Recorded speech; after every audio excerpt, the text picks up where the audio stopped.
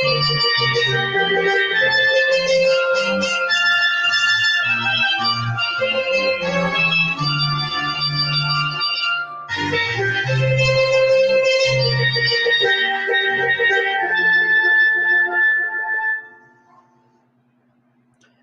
Roxanne, hi Christopher, hi Sarah, hi Carl. Thank you all for always coming to hang with me. I solemnly pledge to dedicate my life to the service of my God and my country. I'll honor my parents, my teachers, my leaders, my elders, and those in authority.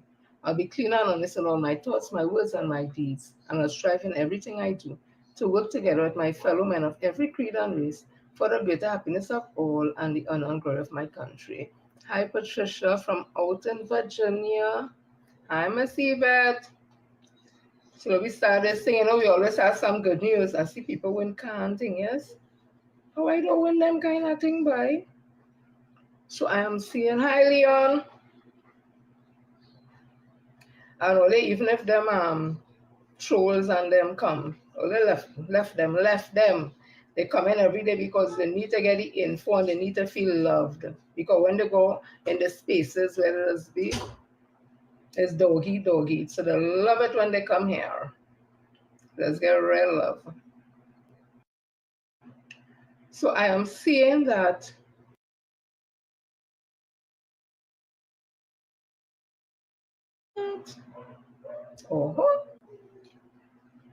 people, stick with me if you will see the internet drop a little. It's all kind of mad thing happening, but we will continue. So we will not that deter us. The only thing that has stopped is rain. Rain has stopped cricket. Anyways, so this was in the Guardian 21 hours ago.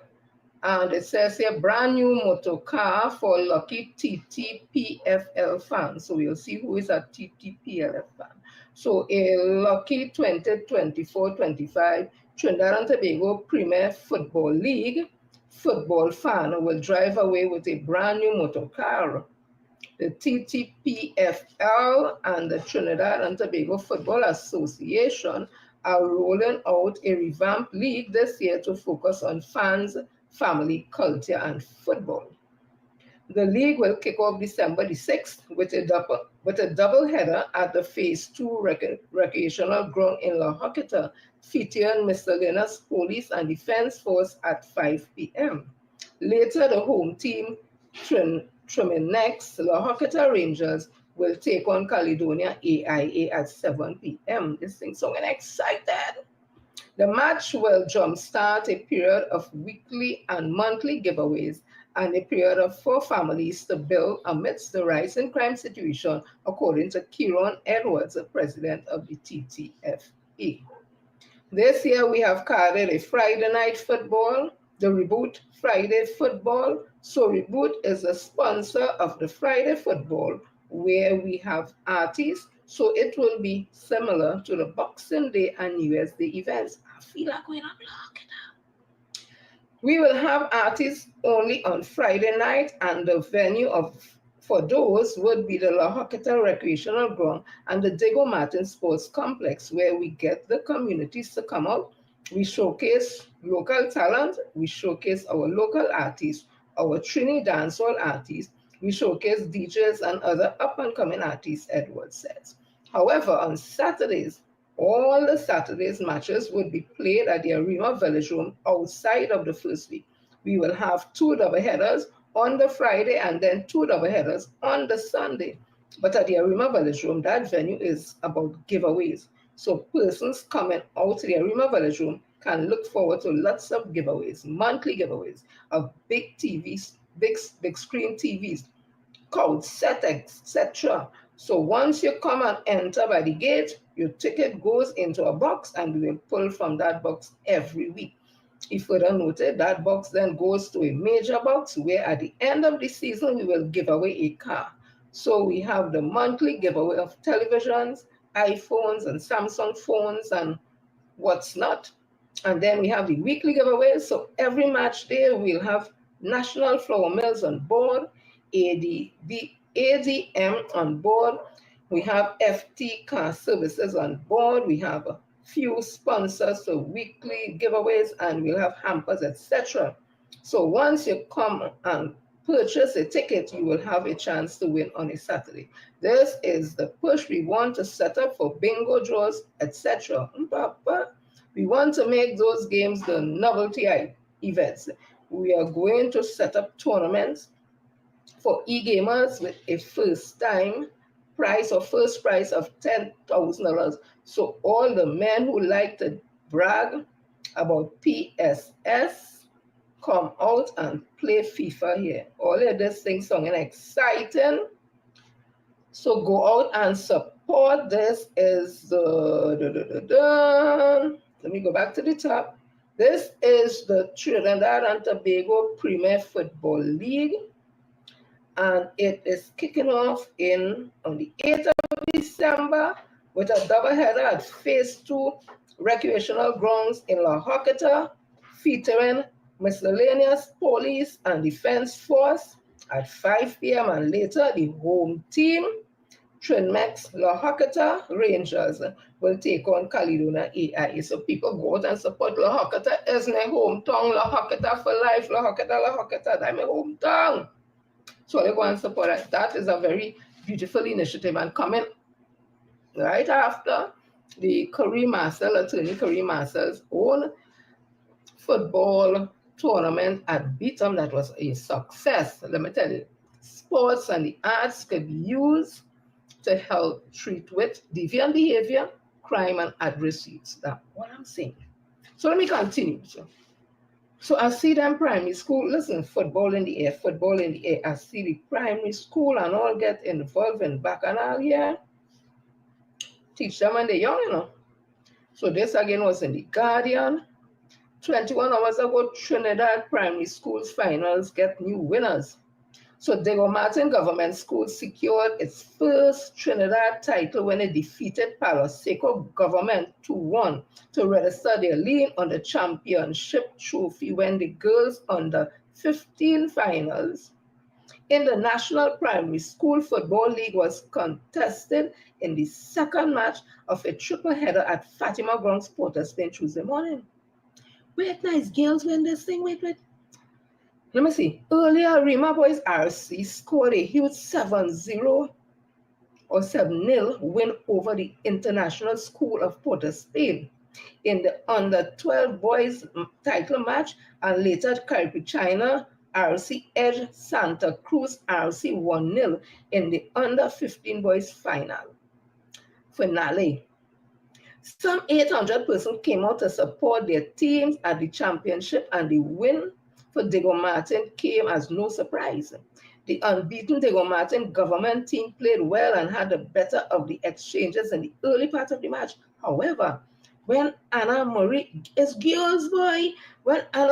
Christian packed a good right footer, home Diego Martin supporters went into a frenzy. And when referee Jerome Walters blew his whistle, signaling the end of the first half, Diego Martin was in a good position up 1-0. On the resumption, Palo Seco pressed as Elena Bridgewater and Nayola Austin tried to put their team on the score sheet. However, Christian sealed the main win for Diego Martin after getting a good pass from Reina Pemberton, and she finished with a plump, Papa. What is that? 2 minutes later, Diego Martin was champion of Trinidad, and Coach Shem Barrow was a proud coach thereafter. Oh my goodness, there's girls, yes. The second match was worth waiting to see after Arima Boys RC failed to arrive on time for the game. They must thank ISPS for not requesting a forfeit from the match. So late was the new under 15 boys champion team. However, once referee Jerome Walters blew his whistle to start the game, it was a different story, and the level played by both teams was high. Arima had the first laugh when Kaden Jamerson scored the opener with a well-taken free kick from 25 meters out. ISPS kept coming back with Jose Solomon, but he couldn't get the ball into the back of the net. Unlike top scorer Antoine Monroe, who was on target 5 times. What? Pop, pop, pop, pop, pop. Boy, his first saw him dribble. She dribbled, finished beautifully from 50 meters out in the Arima boys. Second item, sending the 200 supporters singing and dancing. We want to go singing as dancing, and the singing and the dancing, and they look in a spot of butter. ISPS looking a spot of butter because Arima people was chanting and singing. They were singing, we want a goal, Arima, we want a goal. I don't know, eh? Why would I sing that? Monroe registered his second in the 15 minutes to make it 3-0 on the half. On the resumption, it was all Arima boys RC again celebrating as Monroe added his third and the team fourth before Jameson had another making a 5-0 to the former under 15 champions. Legs. But you know, at the end of the day, it's camaraderie. They just shake hand and thing. It had that kind of show of vibes, right? ISPS fought back doggedly and forced the goalkeeper to bring off 2 good saves. When Monroe struck again and again and put the issue beyond the dice a day. 7-0. Arima boys RC won the Trinidad leg of the national championship the first time. I don't read that, man. Congratulations to all the players. Congratulations to Arima boys RC. And congratulations to Diego Martin, them girls and them hot up the place. Congratulations all the teams that take place. I could. Oh, this thing had me excited. So let me see next. I've seen also which night is football in the air. You know, we see Dwight talk in this country like it's everybody playing football. It's like everybody playing football. So this is Signal Hill Storms International Intercall Semis. And this was 21 hours ago in the Guardian. I just read that little piece. Jermaine Morgan scored 2 half goals and assisted on another to lead Signal Hill Secondary to an emphatic 6-0 win over Miracle Ministries Pentecostal High School in their secondary school football league boys. Coca-Cola, look, put a full stop and come out something now, man. What?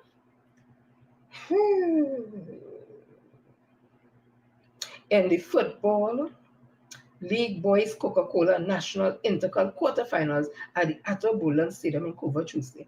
With the win, Signal Hill Secondary 6-time national Intercall champions advanced to Friday's second semi-final at the same venue against Premier Division League winners and South Zone Intercall champions St. Benedict's College from 4:30 p.m. Hey, Intercall football is to be serious, that's serious thing. Well, when I was going to school, I haven't been to that a long while because I ain't no school girl again. A day later, North Zone Intercall champion Fatima College will do battle with East Zone winners and San Juan North Secondary in the first semi-finals of the Diego Martin Sporting Complex, Diego Martin, with the respective winners to meet on the finals on December the 5th in Cuba. At the Atabolan Stadium yesterday, Signal hit fresh off its triumph over Scarborough Secondary in Tobago Zone final on Friday, storming to the 3-0 lead inside the 31st minute, with Morgan opening the scoring in the 5th and adding the third after fellow striker Kyle James had made it 2-0 in the 23rd. Watch me, they get on. The Real get on. So let me see what Signal Hill go do when they come up in the semi-final. But football in the air. Congratulations, Tobago bringing it, and you know, all the boy here. All you know it is Dwight from Tobago. You know where he start from, so like he giving all the real encouragement, but real football are going again. Whew. The government of Trinidad and Tobago has pulled it off. The Prime Minister has pulled it off. And the Member of Parliament for La Hocketa, he pulled it off. The library finished. Watch me now. I feel like going to start some programs up there in the library for children. The library finished, people, but it's hot in them, you know, they start about talking. So let me just give all a tour of it. Because the person was given the tour, breathing hard, like the surprise to see it looking so good. I don't know. But I'm glad whoever went and bring it live. But the person, only hear the person breathing. I said, well, hey, like that person has sinus like me. So this is a Hocketa library. Watch me now.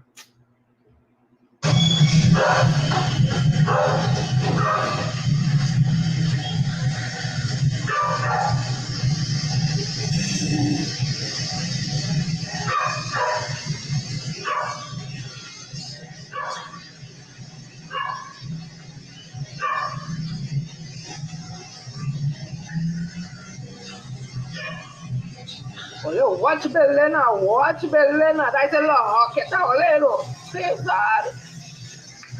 And it's not only a library alone, no, that was a program. It a place for business too. Watchmen like on, it's on. It's an amphitheater, all kind of thing. Over you hurry up and go inside now. The people see the inside. Look at that now. World class, first class.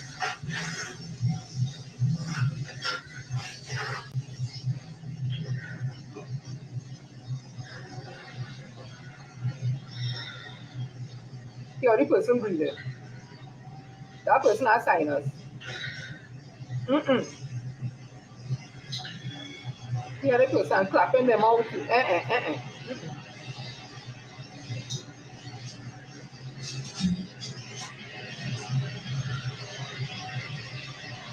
Look at the inside and like some kind of theater thing, something, boy. Look at that. What the hell?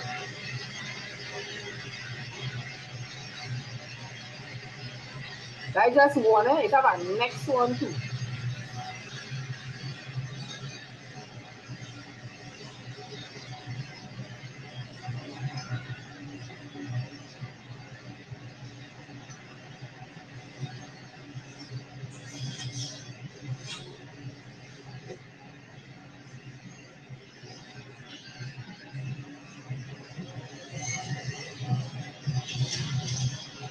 That person went to Mako, they went to Bermuda thing, but they're supposed to be saying, well, this is this room, and they went to Mako.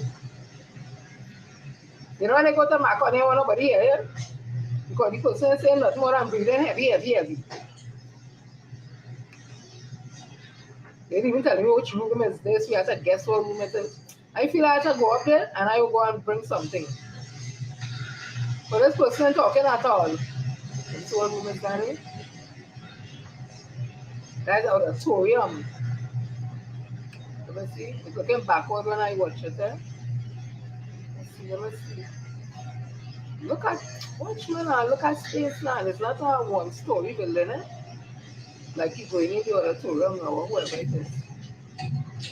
Hopefully damn door fast now. You think people are holding? Yeah, I see it going. You're that person breathing and that ain't right. They can't be making no video and breathing hard, so you feel it's a horror movie or they're going to look at the toilet. I tell them they're going to Mako.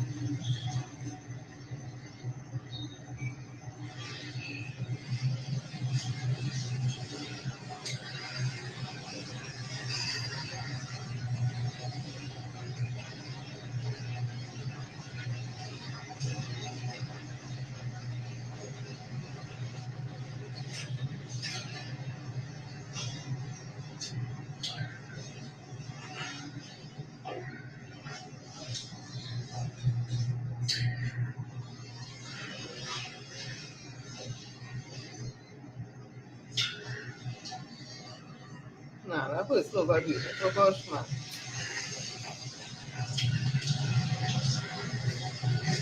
That's a next auditorium. People watch that. That too.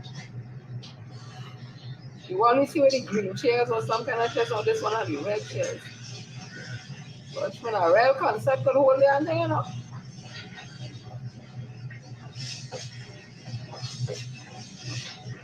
So let's see one more time.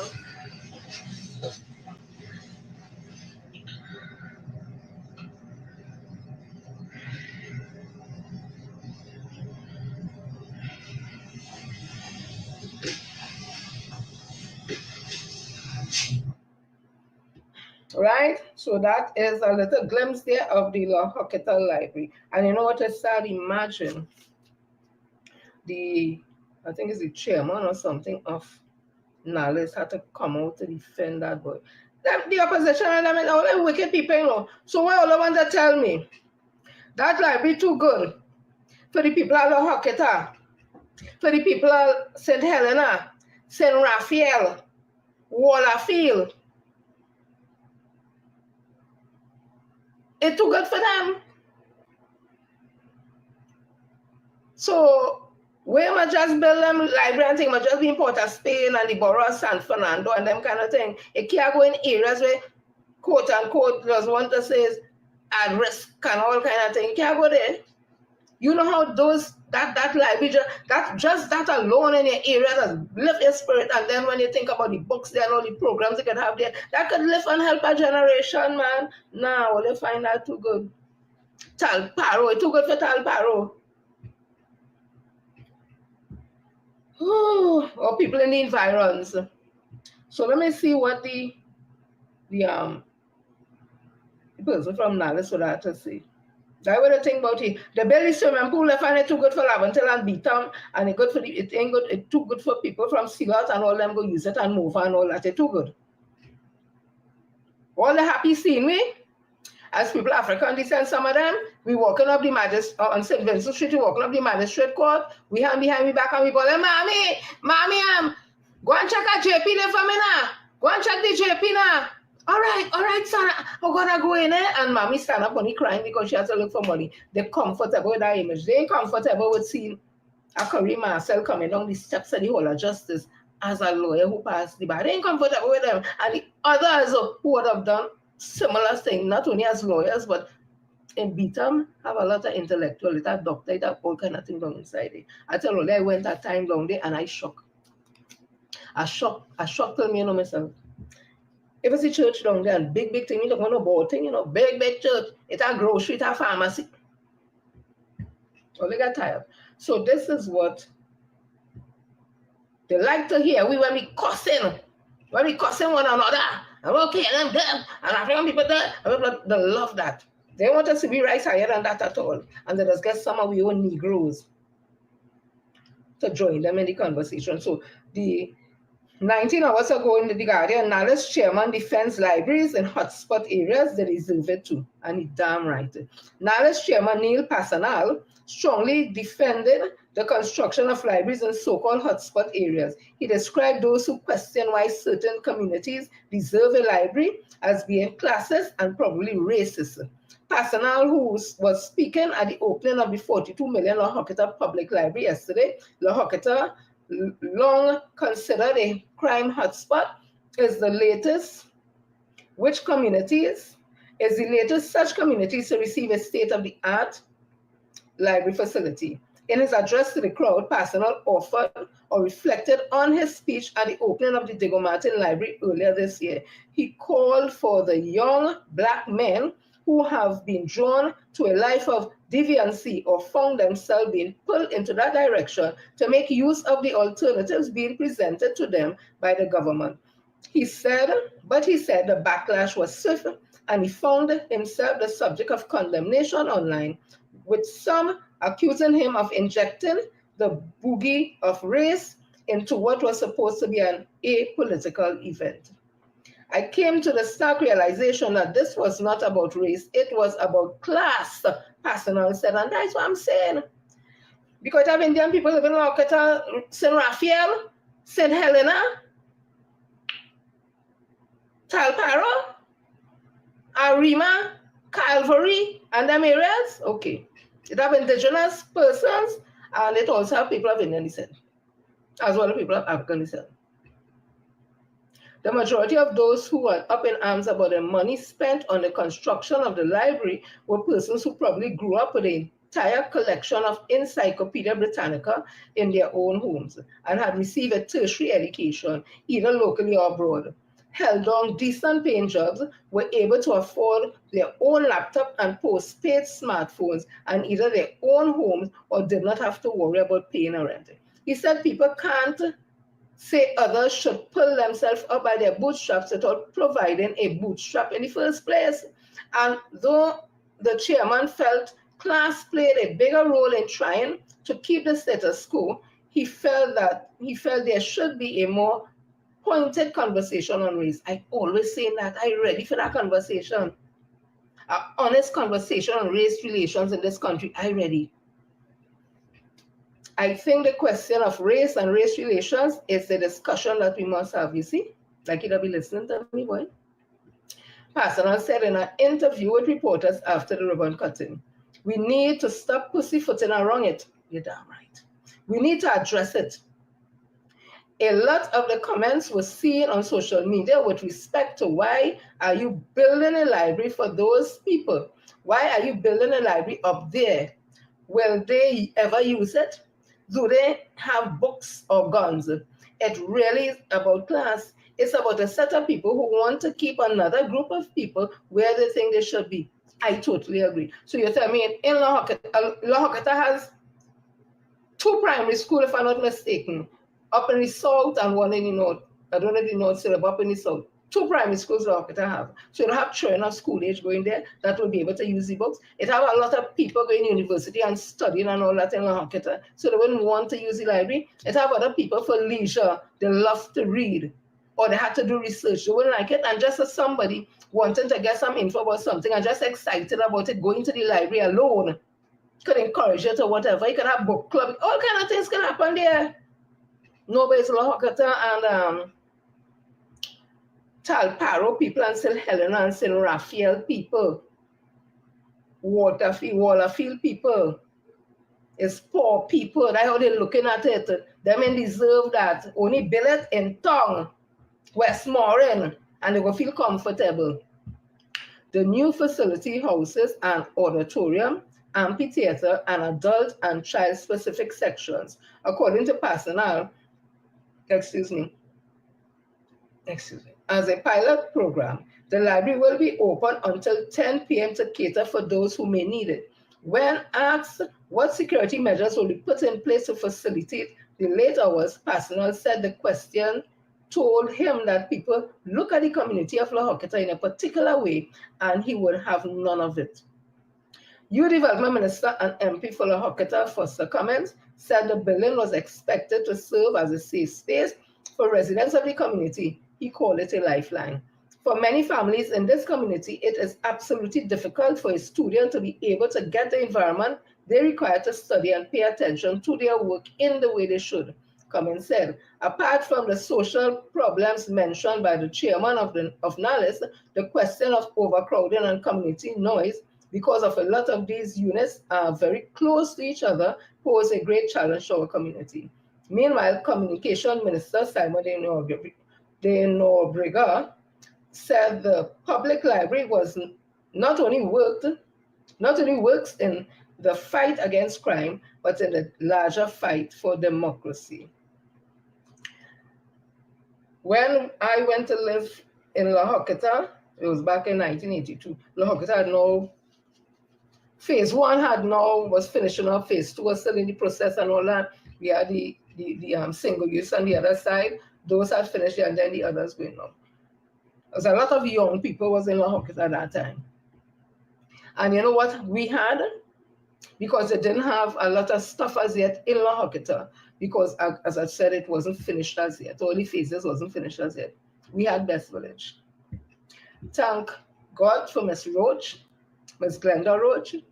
She used to work with community development, and she would have used her status to get Best Village in La Joqueta. We had the best of tutors there. We had people like Dr. Janet Stanley McCannell as our director for drama. We had Norman Fullerton, God rest his soul. He was also one of our directors for Best Village. We even came third in the finals of Best Village, beaten back like those big groups. In drama, we did Belfanto that year. We had queens coming out from La Joqueta. Best Village is what kept us. So I'm happy that there's other things, and Best Village still continue. And then they have Pan. There's a guy up there who teaches Pan. They have the Pan side and all that. So what wrong with a library? It have police station. It have, I don't know if Anna Grocery still out there. It have White Swan out there. It have so much different businesses. La Joqueta is a booming tribe and is the largest housing community in Trinidad and Tobago and in the Caribbean. The largest. So they deserve everything. They have swimming pool, everything already. They deserve every damn thing they get. And me as a resident of La Joqueta, because I lived there for a while, but La Joqueta, from since 1982, I celebrating with them. With them naysayers and them. So people, something happened today.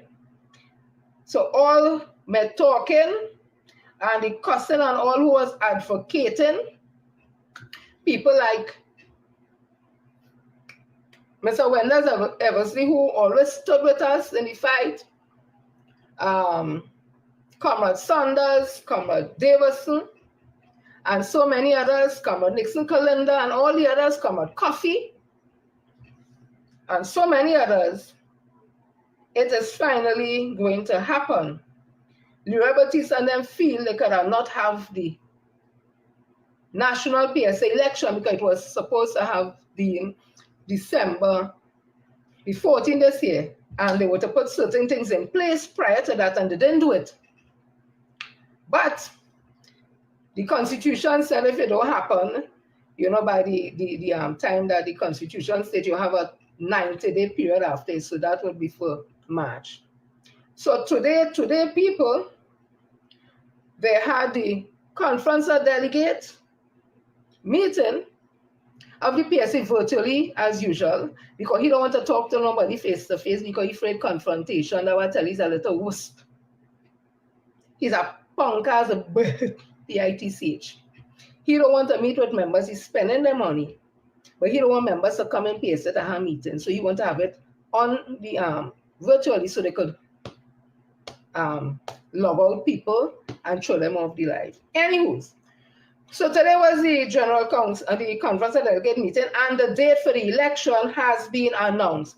The elections for the PSA, the Public Services Association, our national election, it is expected to be the hottest election. It has run just like a general election. We don't stick, we have polling station, polling clerk, we have the works, we have election officer, we have everything. Everything just like a general election. So our election is in March the 10th, 2025, and the election officer is Ms. Pamela Eiffel. I understand she's a retired senior officer from EBC. We don't stick with us, have things serious. And there was the 9-member election committee that was elected. I would not call their names, but they are elected. The 9 of them are elected. And it's a good thing I was advocating. The whole slate is not from WASA. There's a mix of people on the election committee. So that is congratulations there for us advocating on the outside. I want the trustee who they put as the general secretary, Kellen Morris or Wallace, to know from today you have 14 days in which to produce the election list. The list of electors, so people can go and check to see if the name on the list. I had to be people in financial standing. So I hope you know that because we counting it on TikTok. You have 14 days from today to do that. So I continue. So that was some good news there again. So people I'm seeing in Tobago. Let me jump to Tobago. Hi Zion, hi Gloria, Joyda, hi Robert, hi Roslyn. Again, I am advocating for the school for the deaf in Tobago, that the Secretary of Education, the dresser woman, and the short, chubby-looking boy, man thing, whatever thing, I find he chubby-looking, his behavior does make he look chubby-looking. That is the Secretary for Infrastructure. All you get a school space to these people. This woman is doing human service to treat and deal with students who have this challenge, whether it's hearing impaired or they're deaf or whatever special abilities they have. She needs a space for the school so that she could teach children. She said she has 20 new students waiting to come into the school, and she does not have the space. And the woman, she's a senior teacher at the Tobago School for the Deaf, Speech and Language Impaired, Dovorian Toppin. She wants a school. Or they give her a school, or they have successful carnival, and all they celebrate that and all kind of thing. Celebrate these children getting a school now. Or remember recently the Chief Secretary of Tobago said that mothers should be blamed for the crimes that the children committed. And Watson should come out and talk about Father must apologize. Okay. This was November the 20th. No, November the 26th, 2024, in Loop News. 13-year-old pleads guilty to larceny store breaking charges. A 13-year-old boy from Tobago is currently awaiting sentencing after he was charged with store breaking and larceny by a court master last week. According to a police report, the teenager was charged following the incident which occurred on November the 17th. Meanwhile, the report noted that 4 additional men were charged with various offenses, including robbery with violence, robbery with altercation, and larceny in the past week as well. Corey Bailey, 21 of Mount St. George, was charged with robbery with violence. Then there's a 19-year-old and then a 44-year-old. But my concern is the 13-year-old. Watson Solomon Drew, who is responsible for this 13-year-old boy who pleaded guilty to larceny and store breaking? Tell us. And I want to tell you all also that Trinidad and Tobago is making history. We are the only Caribbean country that has 2 children courts. We have one, I think, in Faizabad, and we have one in Port of Spain. So children under the age of 18 don't have to go big people court and adult court. They have their own court. It is run just like a normal court. They have the court masters, they have the judges. And what happened when the child goes there, the child speaks in front of their peers, and there is a court, a marshal of the court there to make sure this thing goes in a legal way. And the child, once it's not murder and them kind of thing, right? Larceny, smoking ganja and that. And that is where the child go, and they speak about whatever the crime was and all that.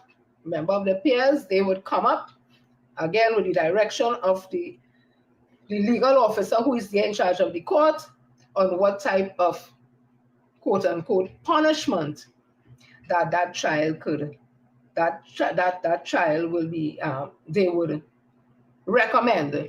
So if it's something like you go and you paint up the neighbor wall and all those kind of things, they could look at things as you go and you wash down the neighbor wall, you go and apologize, you write a letter to the neighbor, and every Saturday you go and clean the neighbor yard, and that is overseen by a legal person to make sure that it is done, because when the time frame, whether it's a 3 months or 4 months or whatever it is, a report has to be brought back to the court to make sure that that child would have fulfilled the, and whatever is recommended, once it passed the scrutiny of the legal persons in the court, it becomes law. And if you don't do what it has to do, is like a kind of community service, then you end up in more problems. So I just mentioned that to show you that Trinidad and Tobago is really moving towards a developed society, having 2 children courts, because before that, children used to have to go in the ordinary court where they're meeting up adults, and all that could help to. So now we have our 2 children court, and congratulations to the Chief Justice. He was very instrumental in that. So again, I asked Watson Solomon Drew, who do you blame for this 13-year-old who is now pleading guilty for larceny in fraud courts? So I continues. I'm seeing that attorney, I think he may have been at one of Kamala crime plan. Or whatever crime, whatever. He made a good suggestion, and I am a fear across the board. It sounds good. And this was 19 hours ago in the Guardian. Attorney says electronic bracelets, simplest solution to reduce crime. So Attorney Jagdeo Singh believes the simplest solution to ensure an almost overnight drop in crime is to put an electronic monitoring bracelet on all those charged with offenses and on bail. I like it too. You know, I like it too, because if they could get a pass, Ugly go have to put on one and he'll be in parliament with it. And I wish when he walk a certain distance, he go too far and it buzz him. You know, like when you walk out your range, I talk about David Lee. You know, he had $1 million bail. So he should get one too. And they should have it if he outside a certain perimeter, the bracelet will shock his hand. So you go, so everything whatever, so we go know. Yeah. Because you might want to put on a jacket to hide the bracelet. Anyway, I digress. Singh made his suggestion at Monday's UNC Criminal Justice Reform Consultation in Bataria. He spoke alongside attorney Devnish Maharaj, UNC political leader, Kamla Prasad and Bataria Sawa MP Salam Hussain. I think he's the only person in all the crime talk they're talking. Talk to him makes sense. Singh said TNT has a severely bordering on mortality wounded criminal justice system. And you know, so it's ironic. Attorney General, you're saying you are part of the criminal system, you are part of the justice system.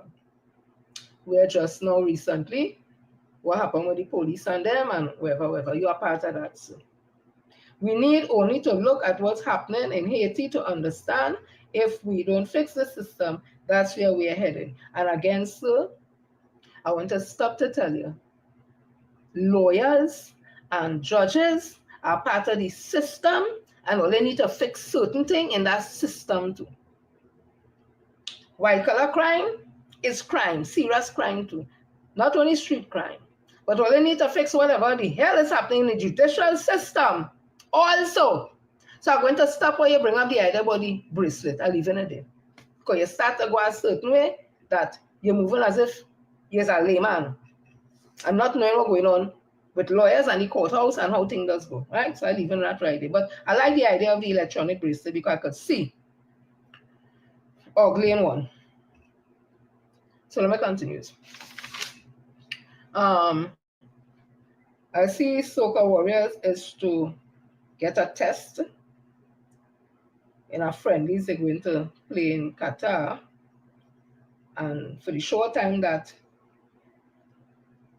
Coach Dwight York was here, I don't think people supposed to look for miracles, but at least you'll see what little he think if he can have any little impact on them. But we can't expect no miracles now because you know reach, right? So everything ain't go how it's supposed to go, or they can't go and start a cuss Dwight York because he wasn't here 5 years and 6 years. He now come and have take over a team, right? So Soca Warriors is to face Qatar, Saudi Arabia in friendlies, and this matches against Saudi Arabia and Qatar has been lined up as the first real test of new football coached by York. I find that to be very, very unfair. And his staff ahead of the preliminary rounds of the CONCACAF Gold Cup and also the FIFA World Cup qualifiers next year. President of the Trinidad Tobago Football Association, Kieran Edwards, is intent on delivering on his promise of an out-of-window international friendly match for York as efforts to secure one of the last window, November 11 to the 19th, did not materialize. York, on his first assignment as Soca Warriors coach, conducted a live-in camp during the November 11 to 19 window for local players mainly and several international players who were able to attend.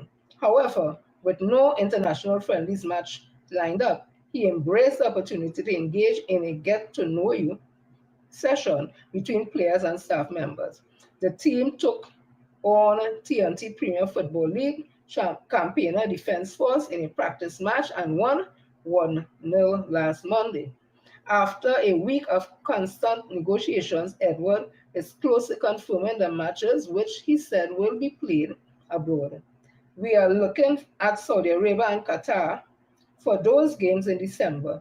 We are in the final stages with Saudi Arabia, so hopefully they will confirm, and we are now starting discussion with Qatar to play those 2 games down on that side.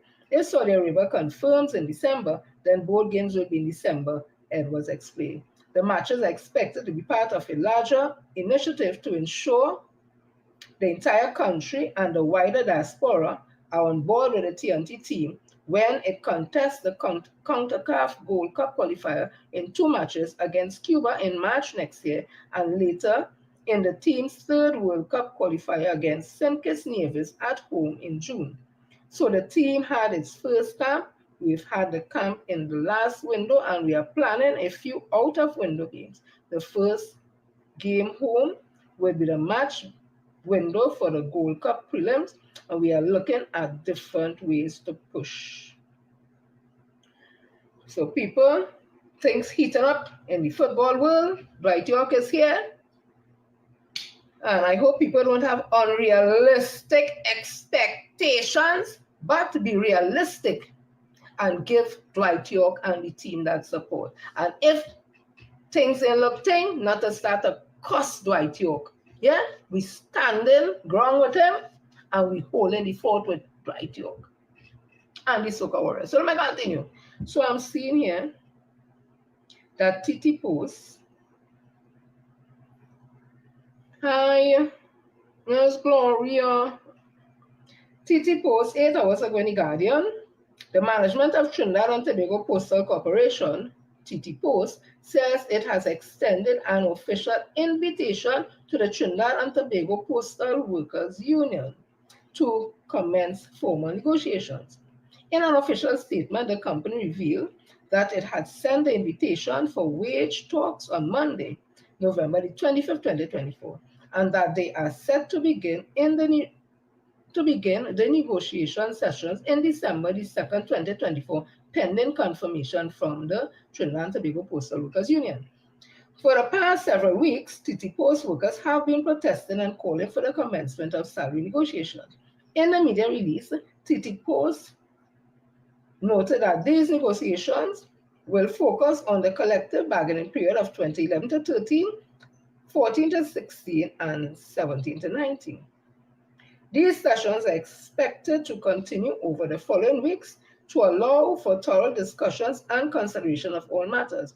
The negotiation process will be conducted in the spirit of collaboration and transparency, ensuring that both parties have an opportunity to discuss and resolve the key issues, the TT Post said.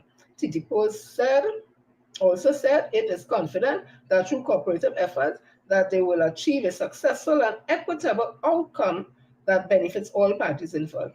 We remain fully committed to ensuring minimal disruption to services during the period and will continue to work diligently to serve the needs of the public, the company statement said. I want to say, now that all they get what all they want, all I don't know why all they didn't take TT Post to court if it is all they have an agreement where they're supposed to meet with all they and do XYZ. I just say if there was an agreement. If there was none, nothing written in black and white, whatever, that is the next story. Not that all they get the opportunity, because that's what all they always wanted Trinidad and Tobago Postal Workers Union. I hope when I go to the table, as things and go all the way, or they don't jump out and come on the road and start a protest, and then thing end up in the court. I hope all they sit down there, because all they say all they want to negotiate, sit down there and work it out for all the members. Take night and make day. You can't solve this in a week. Or 2 weeks. Sit down and negotiate and stop asking and go all the way, because all they don't have all the proper evidence and information and all that. Start to come out to tell members to start a march. Go there with your correct information and evidence and justifications and sit there and do the work of the members who are fighting for all the time to start negotiations. We're going to see how it go. Let me see if all they're going to go the same old way. PSA walk out and have people marching in the road, and this one walk out. Or if all they go sit down there and get the work done. We hope to see and we wait to see. And I will say again, tea and tech workers, all they ain't going to like to hear, but that is quite okay with me, because whatever I say in here, all they could go and look it up. Ask Roche and them, why are they still on 2014 salary? If 2015-17, although I was put in my place that it was not OWTU who would have thing with the 6%, that it was estate police. But you know what? Or they get pulling it because they wanted 12%. And estate police was doing the thing. They didn't want the 6% offered by Tea and Tech. And negotiation breakdown went to national place, and all they end up in that too, because if they may want the 6% and all they're asking for 12, it means us all they don't want the 6% neither. And what become of that? Or they end up getting 0, 0, 0. Either it's last year the case was finished, or if it's not last year, 2022 was 22. A judgment came out against OWTU, estate police. In the judgment it said, if the company can't pay no money, more than 6% often for the period 2015-17, because they was able to show in the JSC, which the industrial court used as a part of the evidence and information to help them form the decision for the judgment. Because in front of the JSC, the board of Tea and Tech, told the JSC, that the Joint Select Committee in Parliament, that they haven't made a profit since 2012, and 2012, and that every year, that was while the negotiation was going on with estate police and Tea and Tech, they say every year they had $1 billion debt. And if it wasn't for government subvention, they know what happened. And when asked, so what they intend to do? I put it my way. What they intend to do? Well, they say, well, we're going to have to go to the SRC. Oh, remember the SRC? No, it's not the SRC, no. Where's the thing we was going around having consultation about the electricity hike and thing? That body is, who is that boy? Must be same SRC, I think. Anyways, you remember they say TNTech management tell the JSC, well, they will have to go to that body and see if they will be able to get the rates increased for lights. Oh, remember that? Roger and as state police, oh, remember that in the judgment? No, but they didn't say it how I worded it because I talking on the street talk. Me ain't talking no Queen's language and no lawyer language. It simply said, TNTech was able to be border, TNTech was able to show, TNTech ain't making no money, and this is all they could offer. And the court would have agreed based on the testimony they give in the JSC, and they look at the greater national good, that if TNTech was to pay more than the 6% for that period 2015-17, it will have an impact on the whole country, not just TNTech workers who are members of OWT or estate police. Based on that, if they don't want the 6%, TNTech can't pay more, but take 000. That is why TNTech workers are still on 2014 salaries. Compliments are who? Okay. So they're out there marching, and I don't know if they're telling the workers the truth, or if they only focus on the 4%, and I keep saying, if any of the unions who set it for the 4% had any evidence to show the government could pay more than 4%, they would still be fighting for more than 4%. They had nothing to show because they had no evidence to show. It didn't have COVID-19 and things was impacted. They didn't have no evidence to show that the country was in recession in 2015. They had no evidence to show nothing. So they had was to just humble. They gave a little fight, in my opinion, to make their members see, well, we ain't just roll over. But they knew eventually they would have to take it. They have an opportunity now to make sure that negotiation don't go for no 6 years and 8 and 9 years. That is just 3 years. They have an opportunity now with a 5% on the table to go and sit down in front of the CPO and negotiate for more for the workers. It's up to them. The ball in them court now. So let me continue. They ain't gonna like me, you know. They ain't gonna like me, and I quite all right, because me ain't lying to nobody. I see also, and I want to tell you, I just have a problem, not with the workers who marching for the rights. I can't vex with workers. I just have a problem with the leaders of the union who does mislead the worker, mislead the members, and play on the members' vulnerability and the emotions, and psych them up to carry out their own political agenda. They just want to say the government does do the people that, the citizens that, them does do the same thing. The Minister of Finance had to come in and put Indira, the one who leading the march up there for the UE lecturers. Apparently, she make it appear as if the Minister of Finance have some input in it. And the Minister of Finance had to come out and let people know what time it is.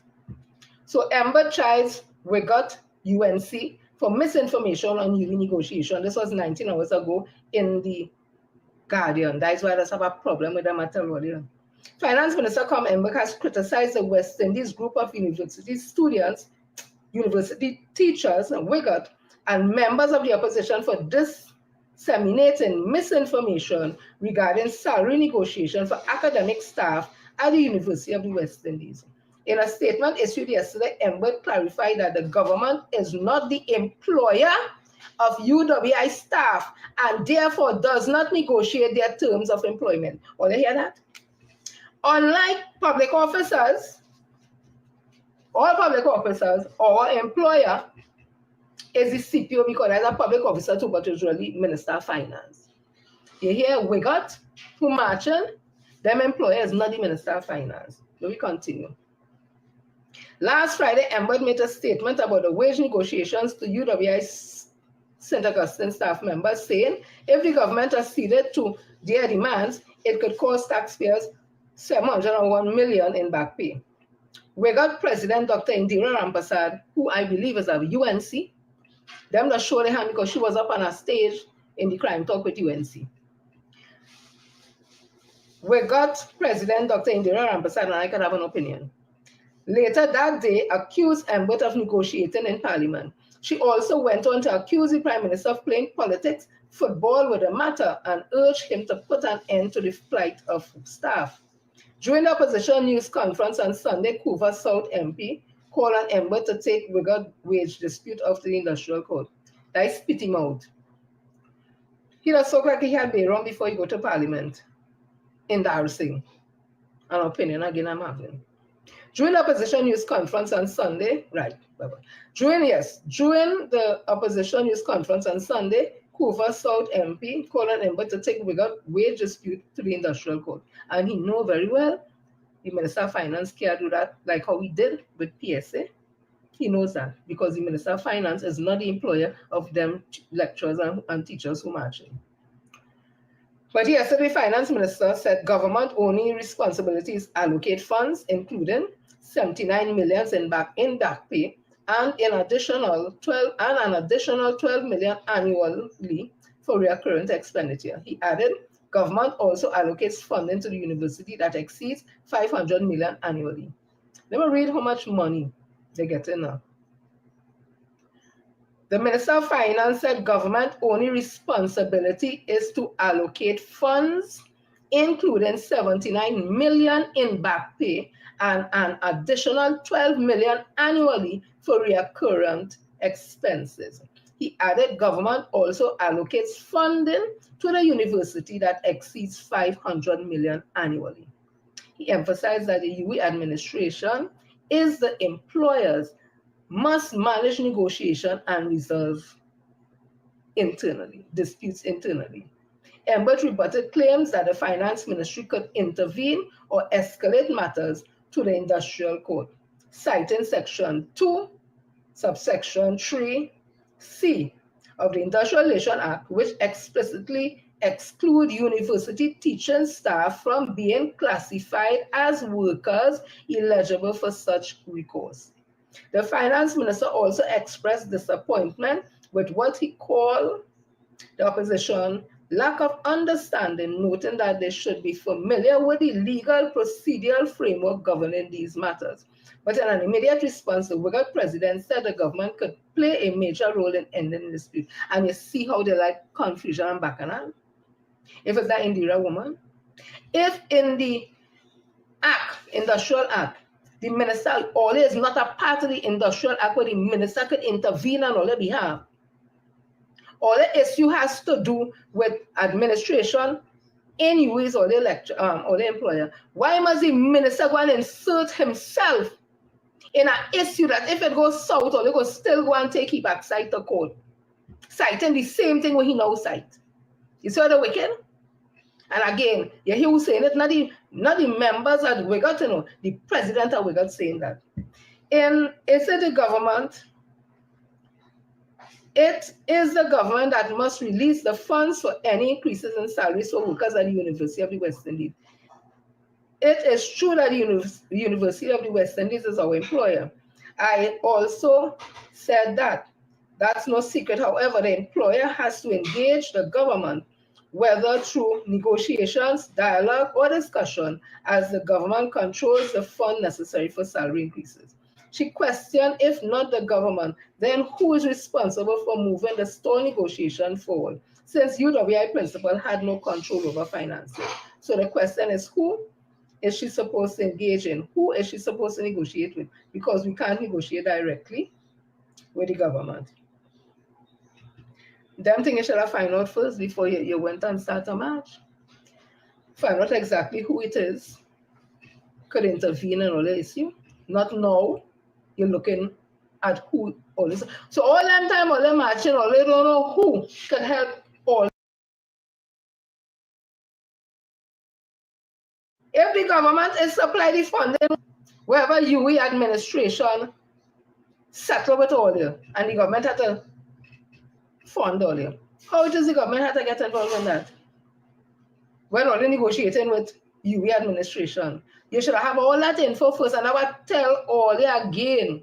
These leaders are unions, some of them that have their members marching and they don't understand. Half of them never even go Cipriani. They don't know labor law. They don't know industrial relation. They don't know grievance procedure. They don't know collective bargaining. They don't know nothing. All they have is a political agenda, in my opinion, and just all we march. Because if the SRC offer them money, we want we money now. That's all and nothing behind it.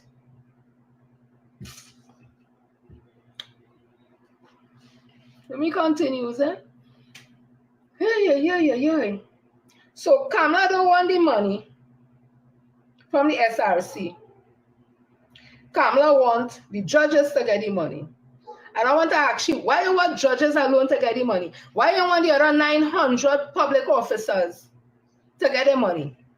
Why you say no politician should get the money, but 900 senior public officers, they must get the money? Why you only want judges to get the money? You're trying to tell me something Kamala personally says. I just asking a question, you know.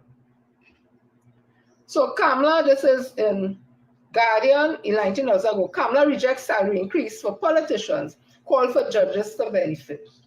Opposition leader Kamala Persad-Bissessar is not in support of the proposed salary increase for the Prime Minister, the President, and herself at this time. And it's not just for the trio, only Kamala. But you see, you have to come out and talk, because all the time all they were saying the increases is for Dr. Rowley.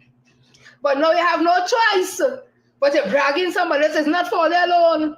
It's for your members of parliament, your senators, government, and the opposition side it's for.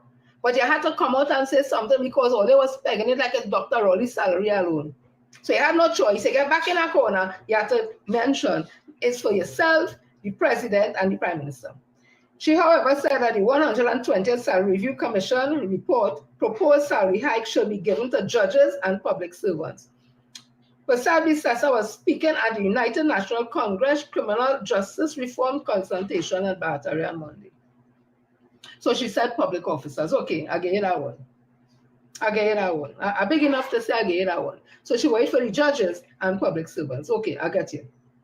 Persad-Bissessar was speaking at the United National Congress Criminal Justice Reform Consultation at Battery on Monday. The opposition leader noted that there has been a lot of noise about the SRC reports in the public domain, as it gives the Prime Minister his highest ever raise if he accepted. And Kamala Persad-Bissessar, if you accept it, your salary is going to be just like you.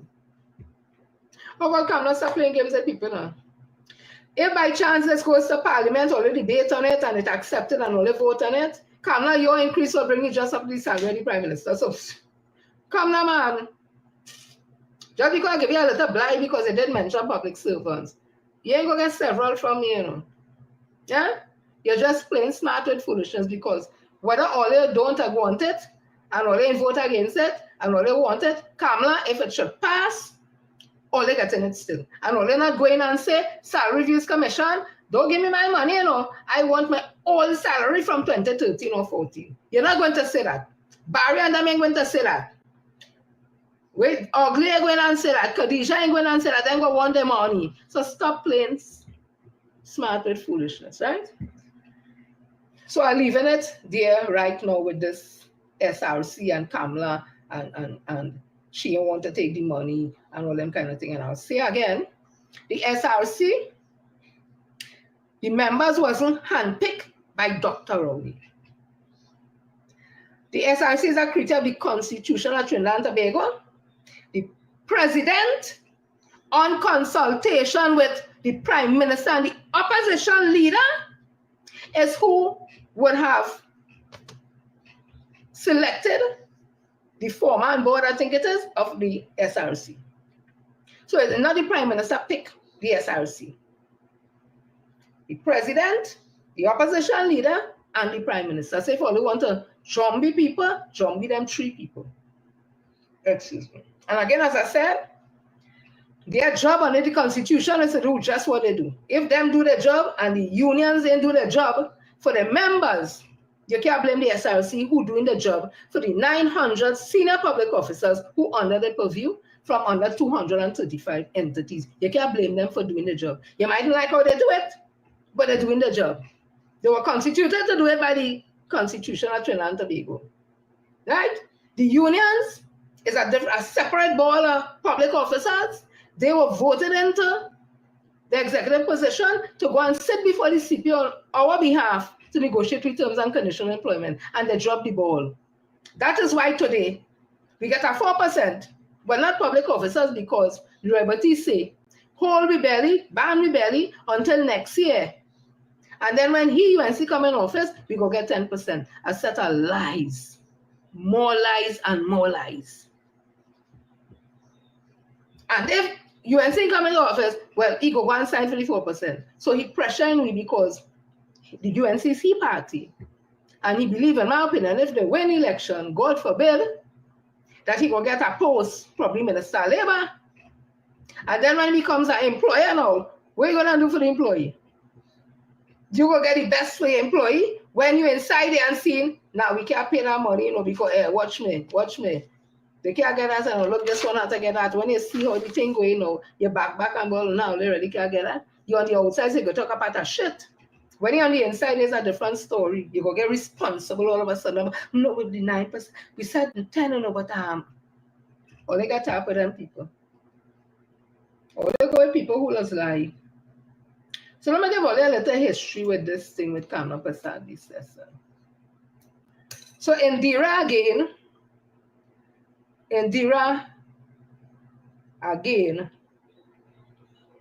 and she have Shane Mohammed. As he don't put the doctor in front of him because his doctorate was questionable. I hear the school, he say he went or something to exist or some back and also. So like he doesn't want to put the doctor, or he doesn't want to put it. I don't know. But again, what do you think is? Let's not give me a minute. Yes, Indira. And they're saying that the SRC proposed increases will burden taxpayers and agitate public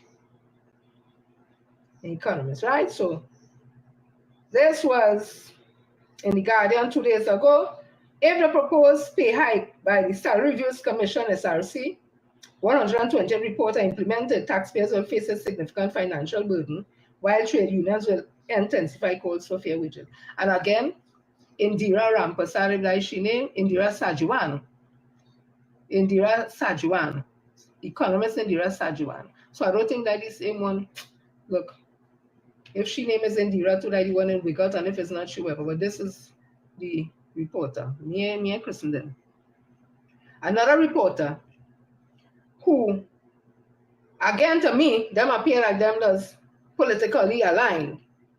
Them is Grumandun, them is see no future in this country, just like the one that they read some Conrad something. I hear it is alleged it's a UNC, I don't know how true, Papa. Grumandun. So this pay hike, they say, will be a burden on taxpayers. How do we figure that, Indira, as an economist? Because 900 public officers get an increase in salary against 80,000 public officers with an increase in salary. Which one will be a more burden, if you're talking about burden, on taxpayers? Not the 80,000 getting a very high increase in salary than a 900. And not only that, look at the category of workers. These are senior public officers. Yeah? Heads of departments, permanent secretary, deputy permanent secretary, the auditor general, Jawanti and them. Who in she office there too? Ombudsman, senior police, senior coast guard, senior this, senior that, auditor this, all. It's them. It's them. So a little what them getting an increase since 2013 because these people went and studied and they must be made a scapegoat because unions in the public service wasn't able to settle and negotiate in good faith on behalf of the members in front of the CPO for the period 2014, 15, 16, and 17, 18, 19. So they must pay for it. All your good, yes? But just showing how them economists just think. Nothing, they never have nothing positive to say. So I wanted to listen to this economist. He would have laid the pity as it is. He then tried to puff it and fluff it. But he also spoke about hope. Okay, listen to him.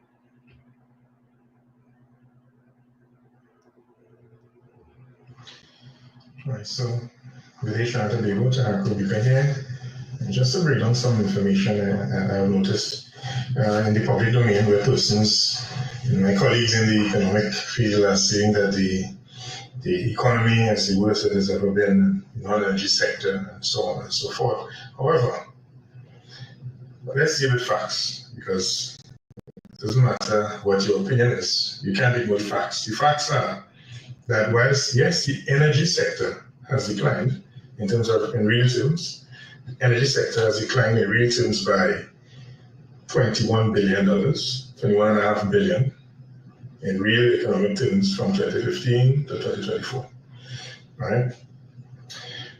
Based on 2024 estimates. Based on 2022 data, it's declined by at least 19 billion. But the non-energy sector has increased in real economic terms. I don't deal in nominal terms for certain things. Certain things you have to deal in nominal terms, such as debt to GDP, and then you give a percentage.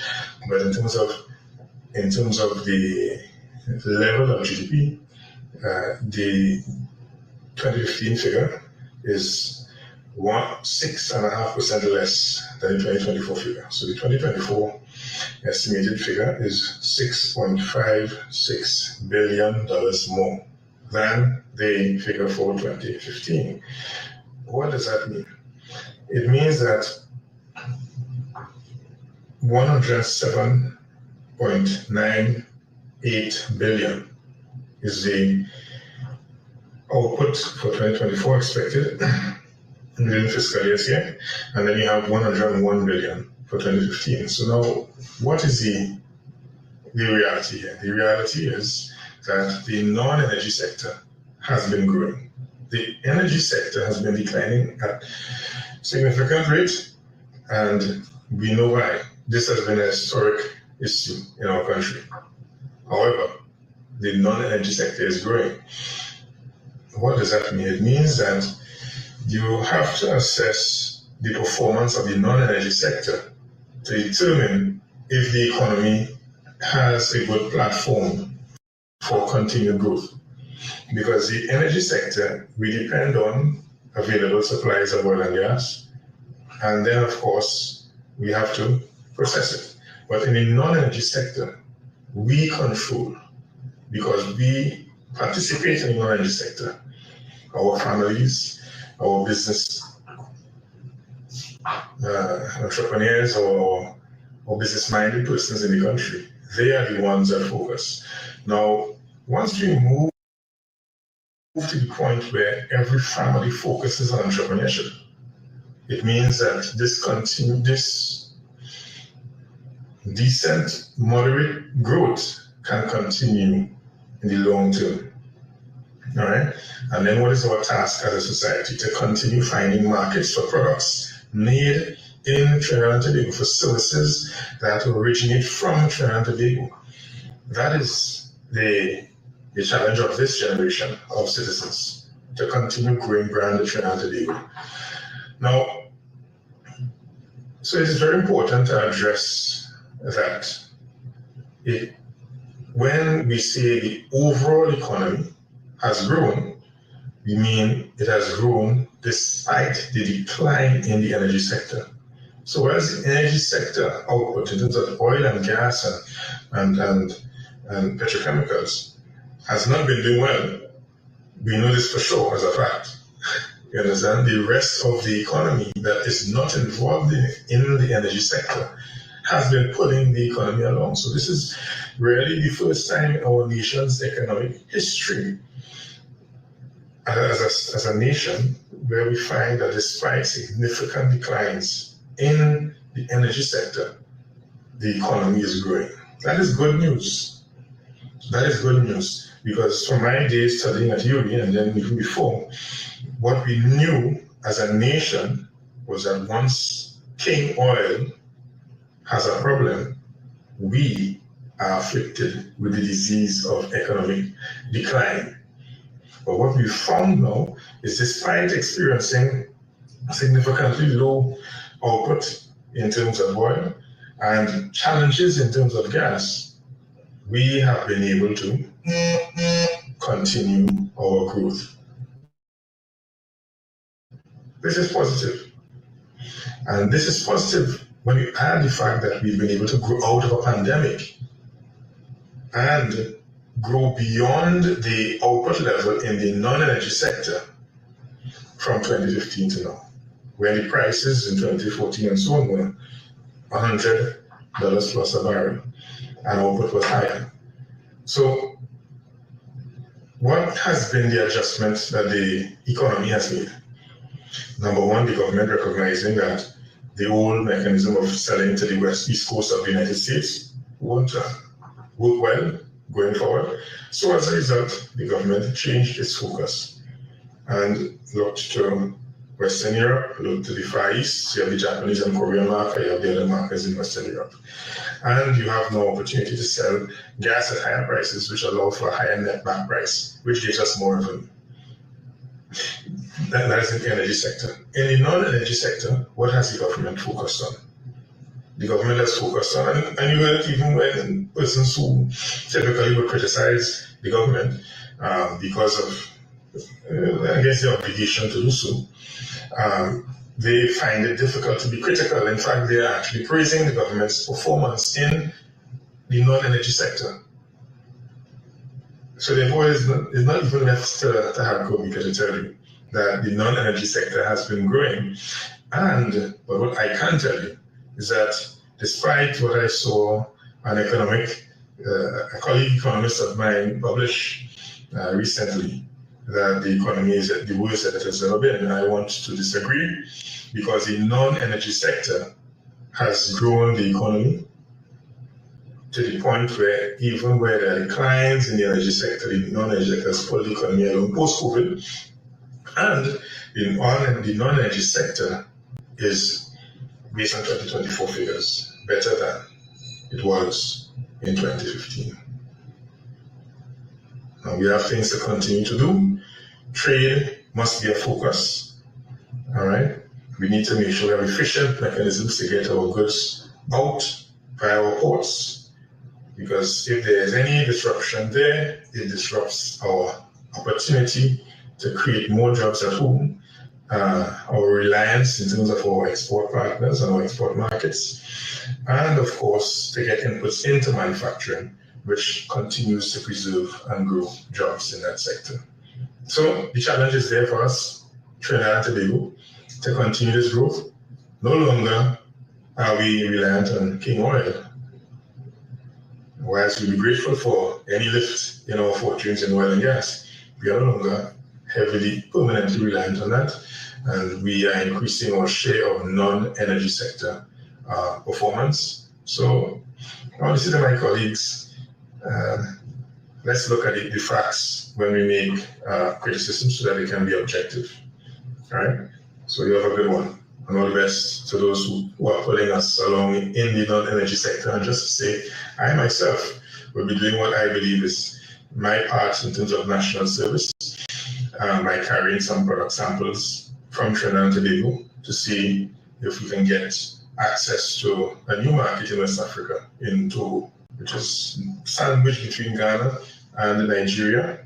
It's in the Francophone country as well in between there. And this is a market of 8.5 million people with similar developmental trajectory that is similar to ours, and therefore our products may fare well there. So let's do our part to grow brand Trinidad and Tobago. Tahako Mika, economist and banker. Having a good day. Good day to all. Remember, if all... No, I could understand that kind of analysis of the scene. Tell me the truth. We know the energy sector is not how it used to be. It has declined. All of we see that is why the refinery had to close down and restructure, and they're just dealing with the exploration and production side of it, like the downstream where the gas and all them things, and that is now called heritage. So we know them things, but they don't come and tell us what this economist saying. That is the non-energy sector that pulling the weight. So that means to say we are not 100% dependent on the oil again, when the oil go and everything crash and you have to run to the IMF. The non-energy sector is standing up, and it needs to grow and expand more. So big up to all the manufacturers and them in the non-oil industry. They're doing it and they're doing it well, but we don't hear that. Where should them Sajiwan, the Conrad man, that one, the one who living in Barbados, where should they Mala, and all of them. It's only gloom and doom or we falling apart. Come and talk the truth, but they can't talk the truth because then people will say, this government doing good. They don't want that at all. And you hear what the economists say? That we have to make sure we put and thing, running thing and good and whatever. What was happening just recently? Is that all a part of the plan? Again, I'm not on the workers who have the issues, them are the issues. I'm talking about the leaders who leading them.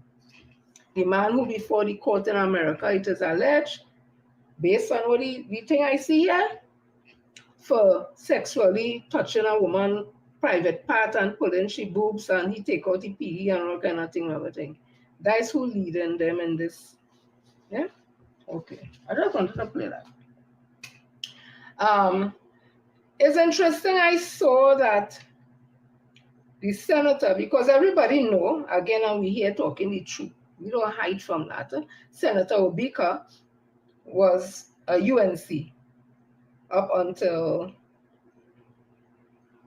I think it was, if I'm not mistaken, some last year or something to that effect. And he has now crossed the floor, he has crossed with the People's National Movement. It's not something that never happened before. We have seen it. Yeah. So he was sworn in as a temporary senator. And something struck out to me. Something caught my attention. And what caught my attention is that Gail Alexander, senior political reporter, what papers is this, boy? I'm sure which papers it's sitting about. You might know who the person is. She wrote a story on it.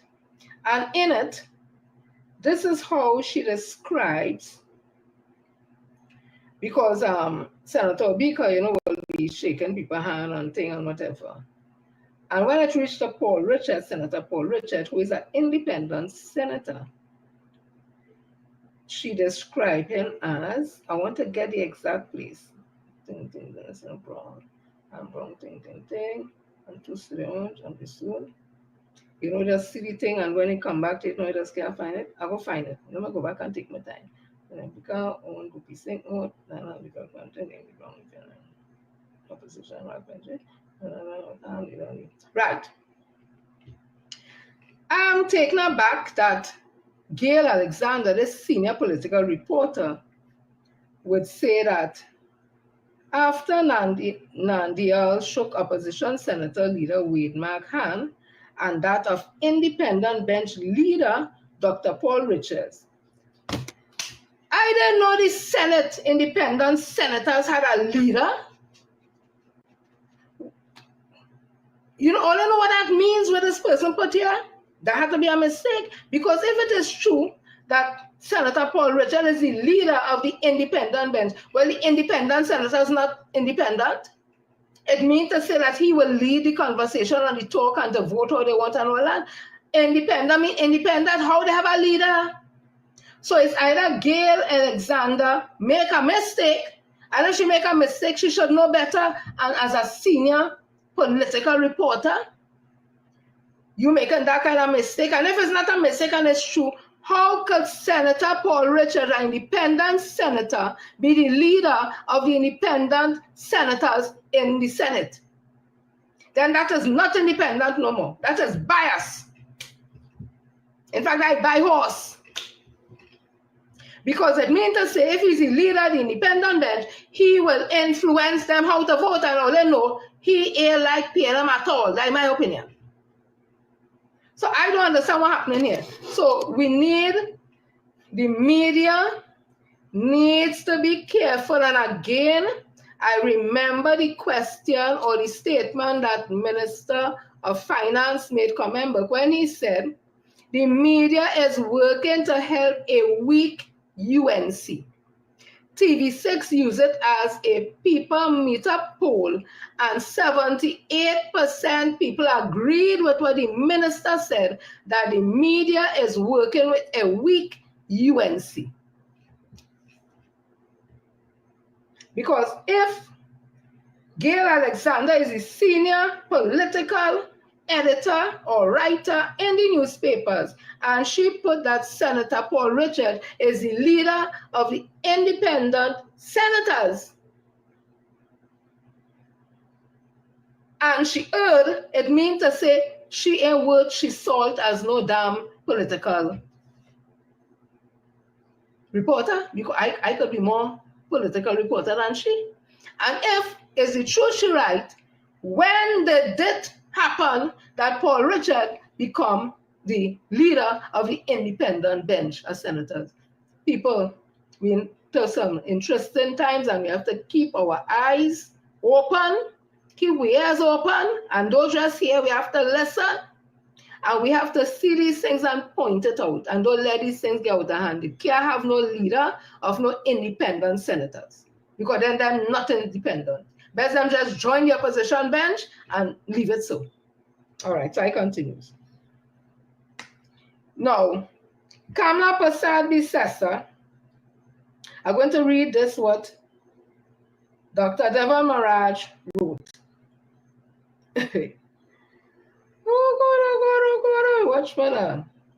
If Kamla Prasad Bisesa tell you run, stand up. If she tell you stand up, run. And that's for the most of the UNC bench, my opinion. So this was in the Newsday. A letter to the editor 16 hours ago says, Kamla, the want to be Trinidad and Tobago Trump. The opposition leader's statement regarding mass deportation of Venezuelan migrants reflect not only a dangerous populist rhetoric, but also a pattern of retroactive opportunistic leadership. Now, Kamla say, if she get into office, she going to deport all them Venice and them once they follow the law. And I want to ask Kamla Prasad Bisesa, her rhetoric is really populist in truth, because don't matter who you are in this country, whether you're a citizen, a visitor, a Venezuelan, or who, migrant or who, once you break the law and the police hold you, you have to go to court for that. Whatever happened is a different story. So she bowling, if you break the law here, you go face this, but she going to have a mass deportation of Venezuelans. I comment why I tell Ole, for Kamla tell Ole, run, stand up. By framing an entire group of migrants as the root cause of societal issues, Kamla Prasad Bisesa mirrors the divisive tactics of Donald Trump's campaign rhetoric, which similarly demonize immigrants without presenting actionable solutions. This approach, while politically expedient, underscores a leadership style that prioritizes fear-mongering over effective policymaking. Perhaps inspired that a 70-year-old something can be successful at the polls, the opposition leader has started to ape Trumpian tactics, but Prasad Bisesa is not Trump. Such rhetoric risks international condemnation, erodes social cohesion, and diminishes TNT's long-standing reputation as a welcoming nation. Moreover, it signals a lack of substantive policy expertise or vision on managing migration effectively. This is emblematic of a broader trend in the opposition leader's leadership, substituting inflammatory language for comprehensive strategies. The opposition reliance on sensationalism rather than solutions demonstrates a failure to address the nuanced realities of migration, crime, and economic development. Leadership requires fostering unity, not sowing discord for short-term political gains. These statements are a stark reminder of why the country needs thoughtful and constructive approaches to its challenges, not naked populism wrapped in empty promises. Dr. Devan Maharaj. So Kamala says she's going to deport all them Venice, and then she's going to have a stronghold because this woman that shadow other people, you know, she don't have a original thought in one. She don't even know one if it fall from two tins. When she opens she cupboard and fall and she both foot and swell it up. She wouldn't even recognize that if it was an original idea or original thought. So now she said that now yes, it don't have no proper language here. Green verbs and all they tell too. She said this now here that she will deport, mass deportation. Well, Papa, here what's going on here? Just give me a minute. Give me a minute. A Venezuelan activist. This was 20 hours ago in The Guardian. Activists on Kamala's migrant stance. Irresponsible, ignorant, and full with hate. Oh, woo, woo. Activist Sofia Figueroa Leon is surprised by opposition leaders Kamala Persad-Bissessa's stance on Venezuelan migrants. Persad-Bissessa said an incoming government will take aggressive action against any illegal Venezuelan migrants who engage in criminal conduct and deport them. This incoming from the leader of the opposition is quite shocking, indeed flabbergasting, said Figueroa Leon, who described his statement as irresponsible, ignorant, and filled with hate.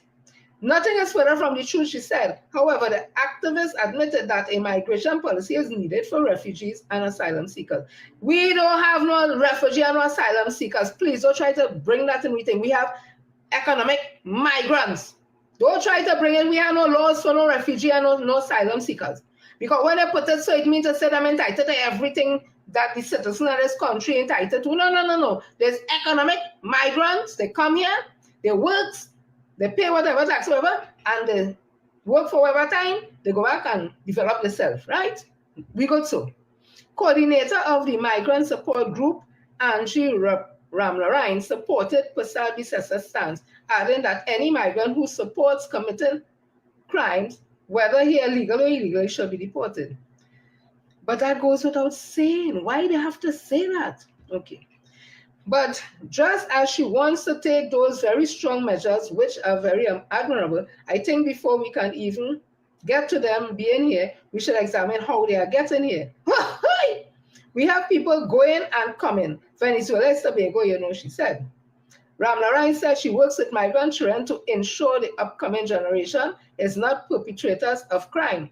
Ramlarine said what a lot of Venezuelans don't realize is that they were self-sabotaging their chances of being included, and there are segments of the migrant population who recoil in horror when their compatriot commit crime. Because they are all painted with the same brush stroke, everybody gets a negative stereotype. It's also horrible for those who are genuinely trying to better their lives here. Welcome to our reality. Welcome to the African people reality. Oh, the Venezuelan migrant. Because I spent all away with one brush in the community. And in the Indian community, them is whiter than snow and lily like milk. So welcome to we reality in Trinidad and Tobago. Ms. Ramlarine, when you're talking about painting brush, Ms. Ramlarine, all they just paint all away. African people in this country with one brush. Outside Parliament yesterday, opposition senators said they support their leader's position. The honorable leader is on the ground like anyone else.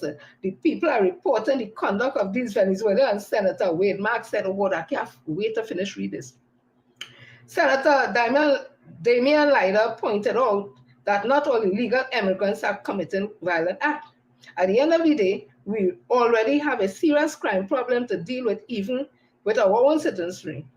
Far less for illegal immigrants coming in through our porous borders, he said. Oh God, I finish it now. Senator David Naked agreed with Persad-Bissessa that the government had failed to do reliable checks and balances on the Venezuelan migrants.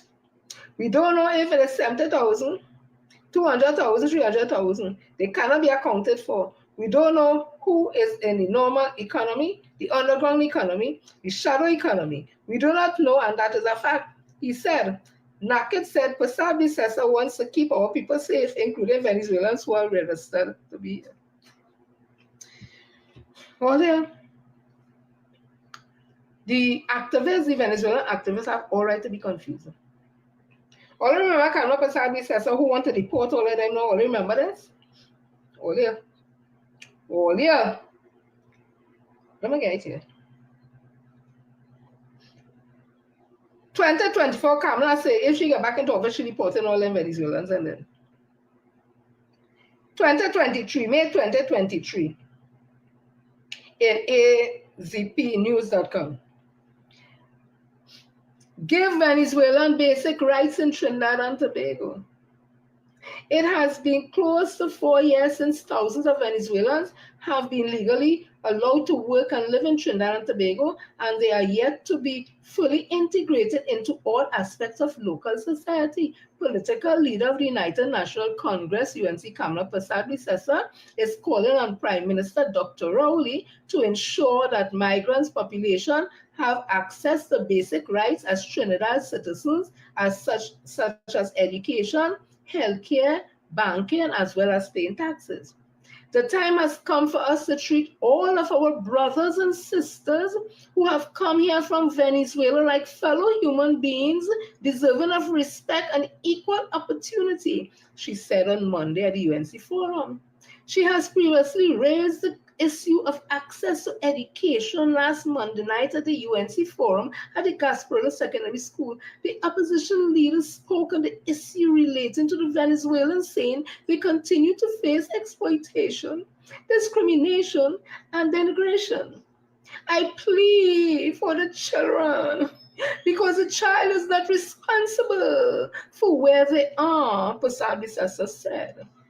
She said it was disappointing that the government has not yet seen it fit to honor the international obligations under 1951 Convention relating to the status of refugee and the 1967 Protocol related to the status of refugee, but instead government implemented a haphazard policy in 2020, failing to follow up on any supporting programs. Persad-Bissessar raised the issue of education and said the migrants could not obtain driver's permit and they cannot be registered for national insurance. They cannot tell employers that it's okay to hire them because their migrant permits have expired. Their academic qualifications are not being recognized. They are unbanked. They are vulnerable to exploitation. You know, they cannot go to court to declare that they have a legitimate expectation to a renewal. By the time the case is heard, it will be 19 years later, she said. 2023. Today, Kamala Persad-Bissessar says she coming off and she going to deport them. So she ain't going to look at none of the conventions in 1960 this and 1950 this. She ain't looking at none of them policies. She going to deport them. 2023, that woman tell all to run, stand up, and going again. This is Kamala Persad-Bissessar on the deportation.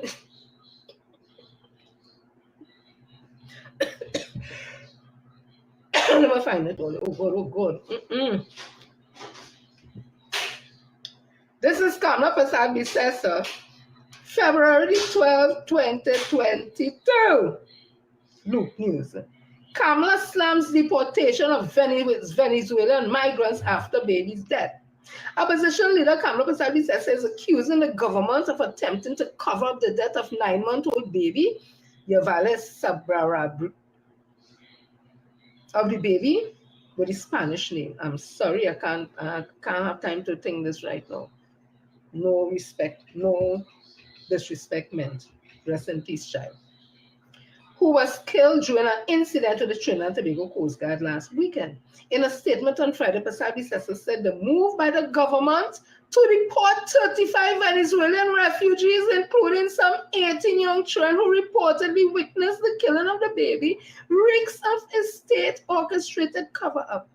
She said the Prime Minister's revelation in Parliament today that he spoke with Venezuelan Vice President Delcy Rodriguez raises more concerns and questions, given that this rush deportation followed. It is clear that the Rowley regime, in collusion excuse me, but the Maduro regime is desperately trying to suppress the facts of the killing in which a baby head was blown apart by a member of the Coast Guard.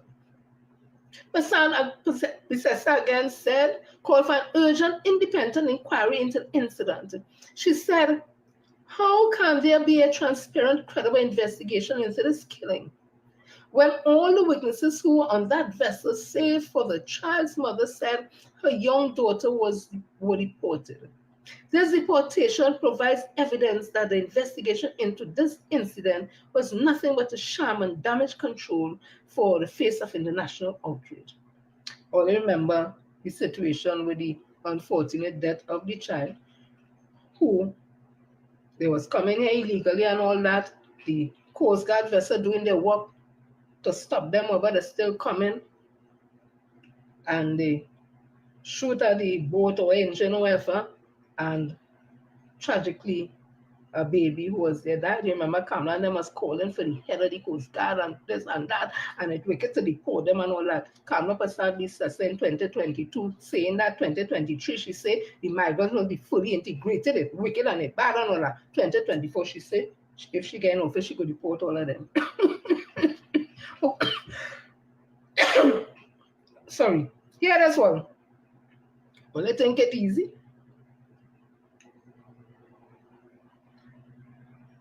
On the Monday Night Forum, she gone again. Since 2018, I've been urging the Rowley-led government to address the humanitarian disaster unfolding on our shores with regards to Venezuelan migrants illegally entering our borders.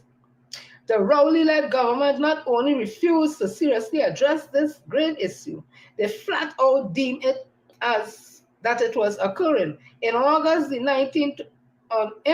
of 2018, former Minister of Energy, the now deceased Franklin Carr, even went so far as to tell reporters that he wasn't aware of any humanitarian crisis with regards to Venezuela. In 2020, when the Rowley-led government allowed sanctioned Venezuelan officials into the country, while our borders were shut to nationals, the country was told that was due to discussion over a mutual COVID-19 refugee policy. However, over a year later, no details of such a policy have emerged. The recent shooting of the migrant vessel nearing our border involving Trinidad Tobago Coast Guard, which an infant tragically died, is an extreme serious event that warrants a comprehensive investigation. However, now faced with a spectrum of international condemnation, Keith Rowley is scrambling to cover desperately, attempting to support this tragedy and the off-coast accident. And it was an accident. Because if you're coming into the water, if you're going into American waters, and the Coast Guard saying with a loudspeaker, whatever, telling you, pull up, you're in American waters now, pull up, and you continue, they will shoot your ass down. Them in business where they have children on board. They're doing the work because they don't know if you're some suicide bomber or you're coming with whatever, right? But the point I'm trying to make is this: Carla was all for the Venezuelans and Dr. Oli so heartless, and she wanted them to integrate in our society. Kamala's part, Pasadena says saying today, if she gets into office, she could deport all of them. When the government doing their work and deporting them, here what has happened. September the 18th, 2020, 93 Venezuelans deported. Lawyers failed to save asylum seekers.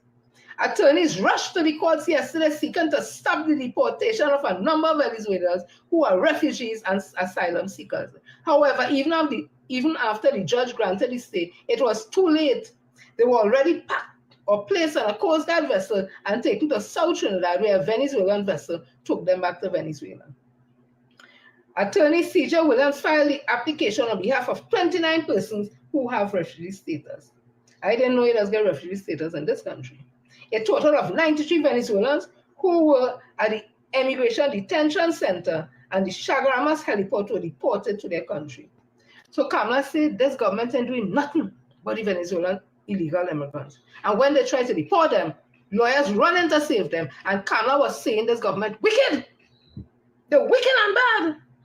Oh God, I'm coming on to something. Oh God, watch me now. Come in right here and wait. Wait.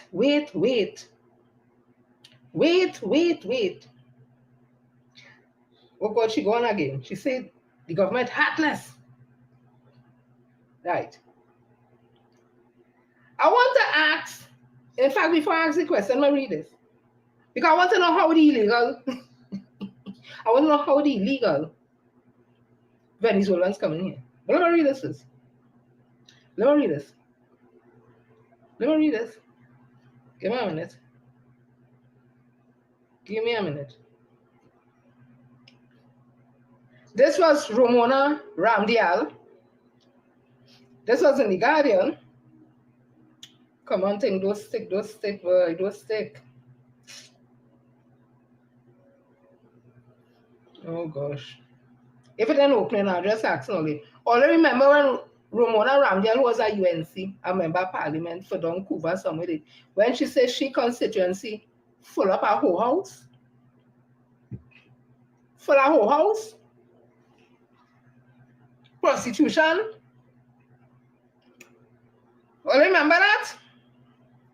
Ramona struggles with drug blocks, brothels, and human trafficking. This was in 2015.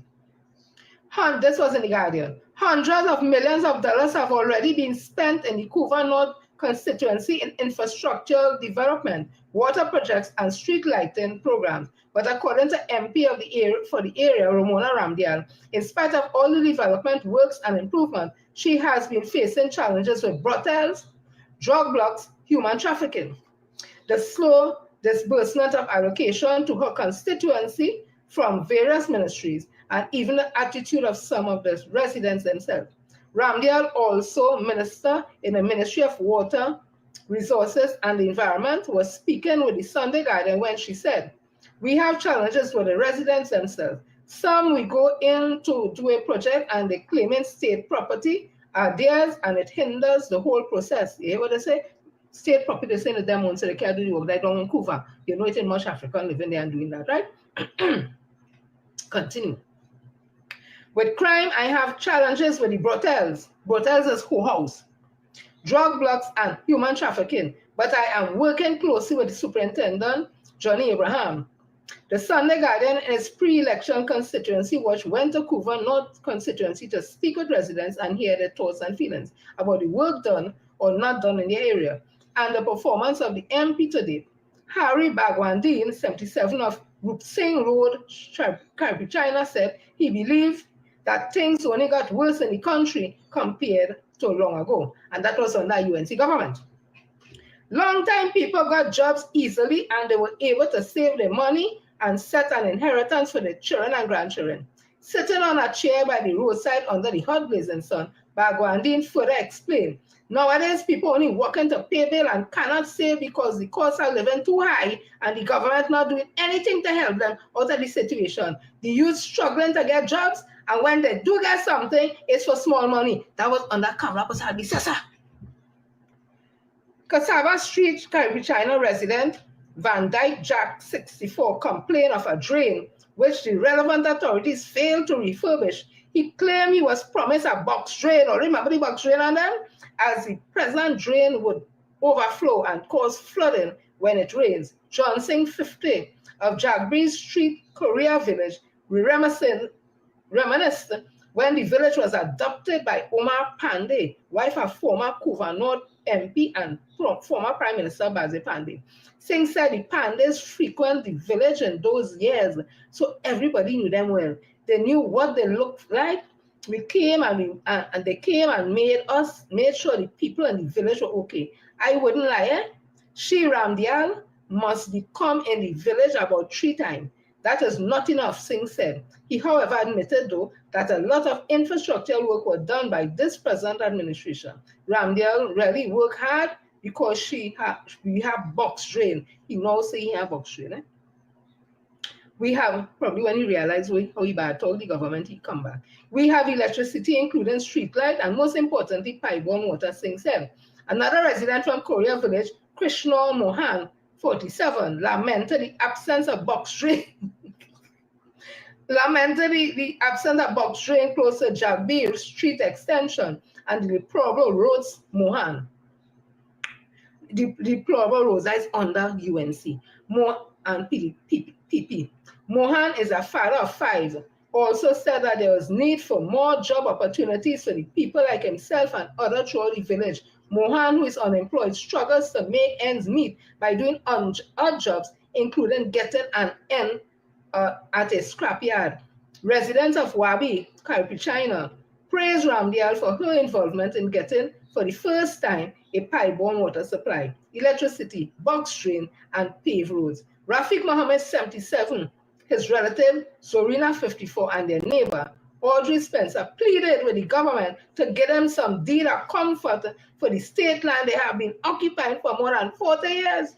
We cannot do anything to our wooden houses until we get regularized.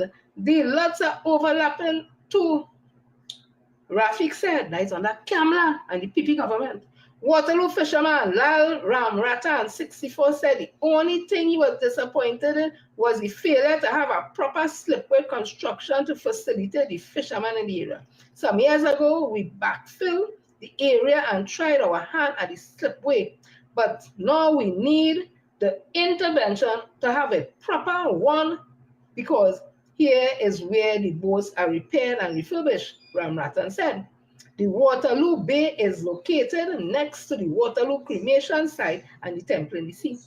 Residents also noted the lack of maintenance and beautification of the area, given the fact that it is a major tourist attraction and people from all over the world frequent the area on a daily basis. Residents of Ragunanan Road West, Perseverance Road, Chandangor, complained of a broken bridge that links to the Perseverance Road. One resident who wished not to be identified said for years they have begged and pleaded with the former MP Pandey and now the present MP Ramdial to have the bridge restored. A Chandanagor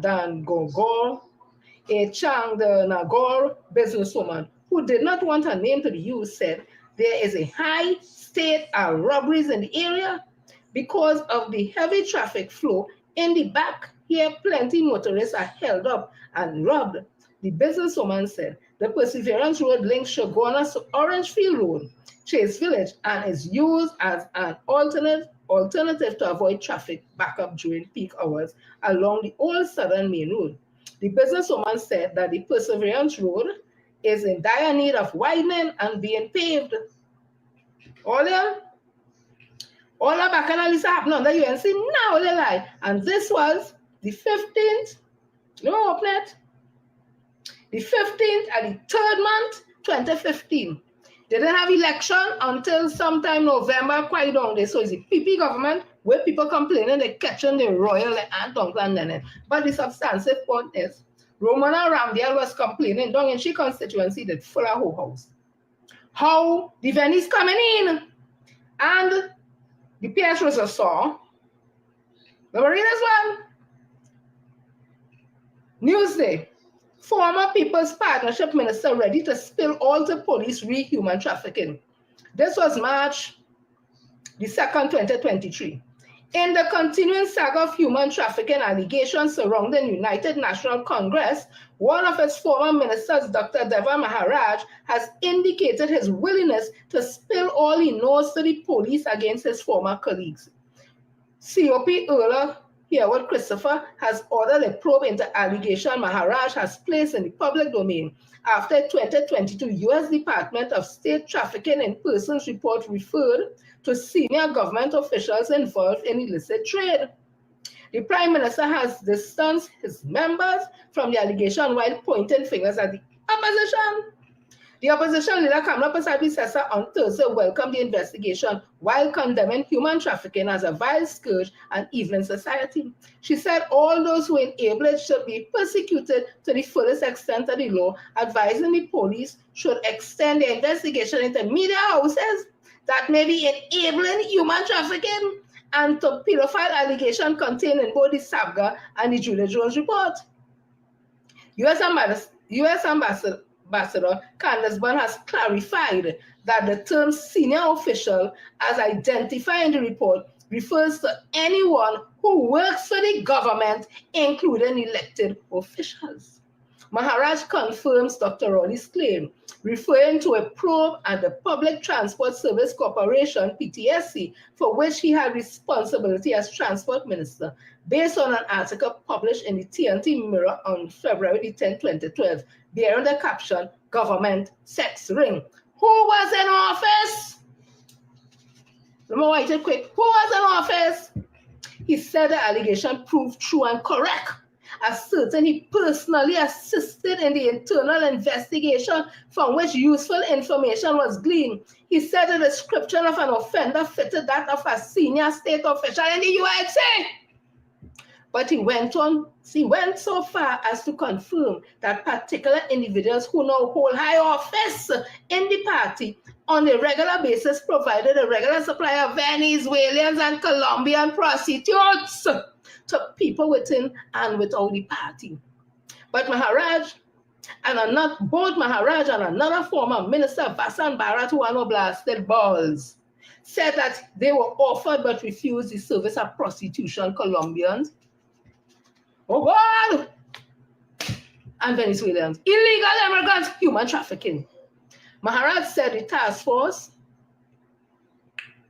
Maharaj told the news that the head of the human trafficking task force has contacted him after Christopher's order of a probe and appointed a special team to investigate the matter. Maharaj said the task force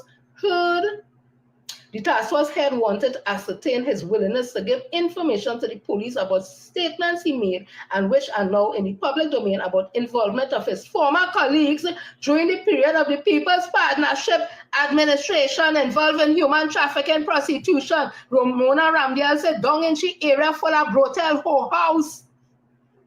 Superintendent Pamponet indicated that an officer would be connected with me shortly to get a statement. I indicated my willingness to assist with the task force fully, he said via WhatsApp message on Thursday. Maharaj was also critical of his former political associate, accusing him of posting pictures of him and his former girlfriend. You remember that went so low to post a picture with he and his girlfriend and whatever, and all that, right? He said, how low can the UNC go? He added, pointing out.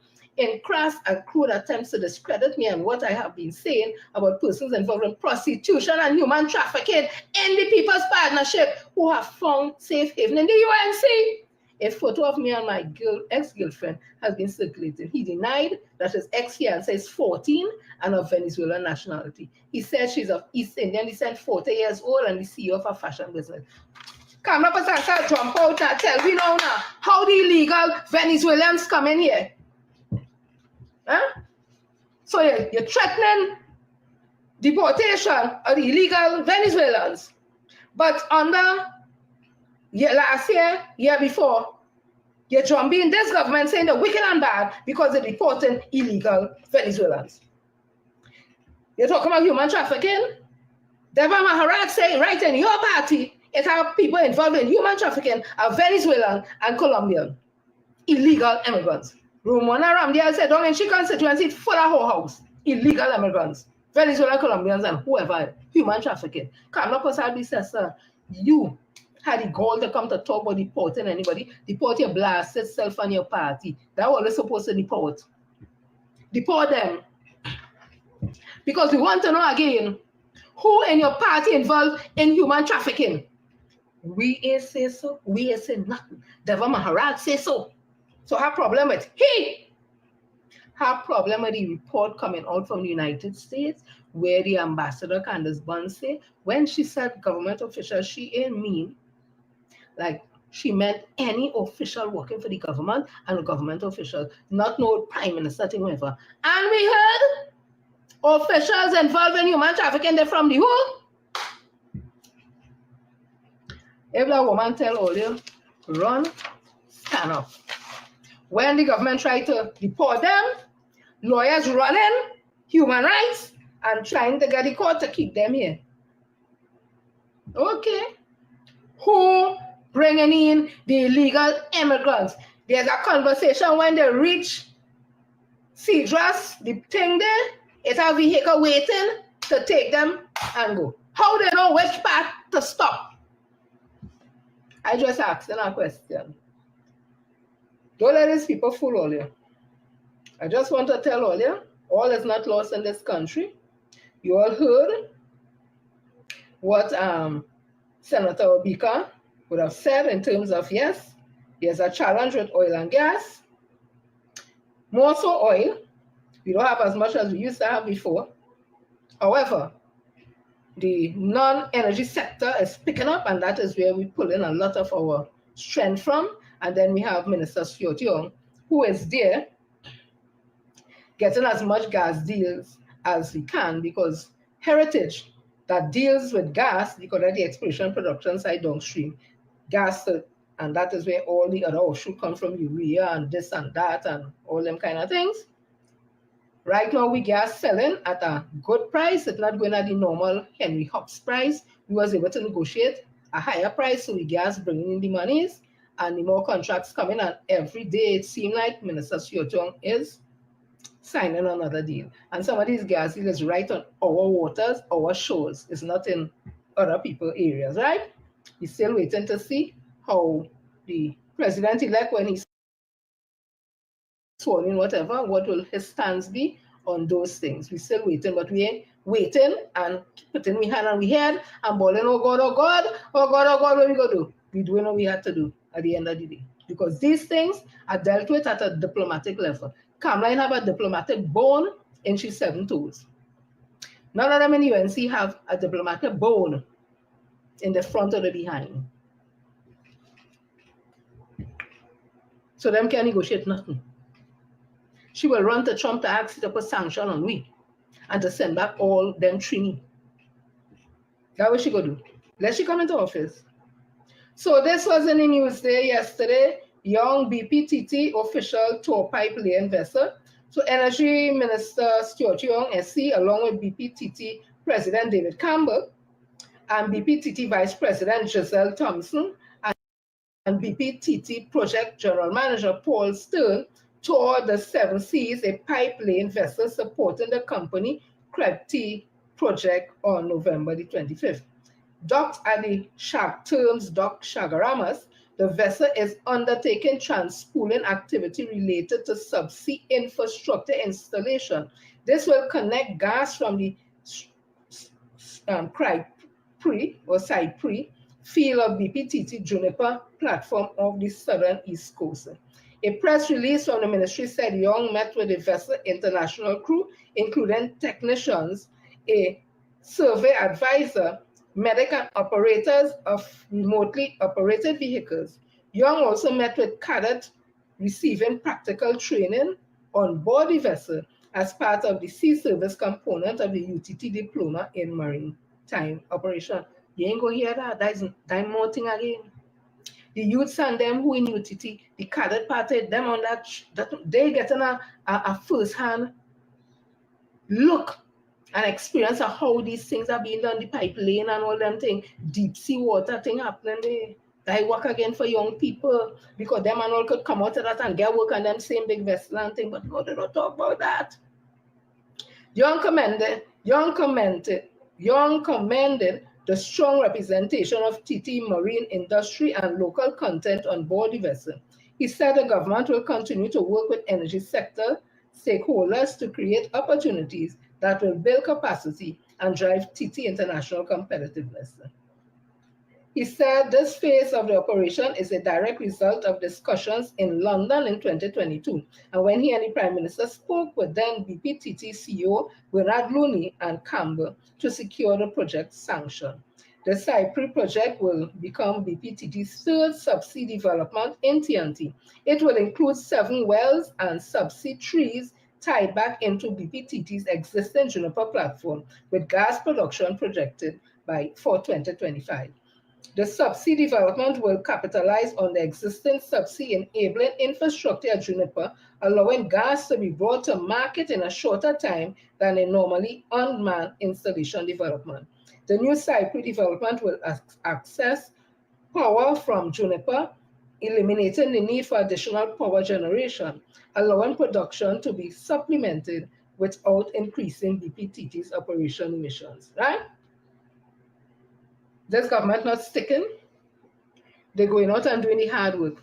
But the economists who seem to have a political slant, they can't be fair at all and subjective.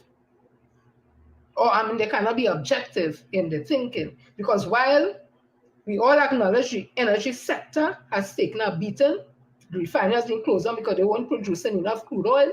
They had to be buying most of the crude oil outside to bring here to refine and all that, creating a lot of money.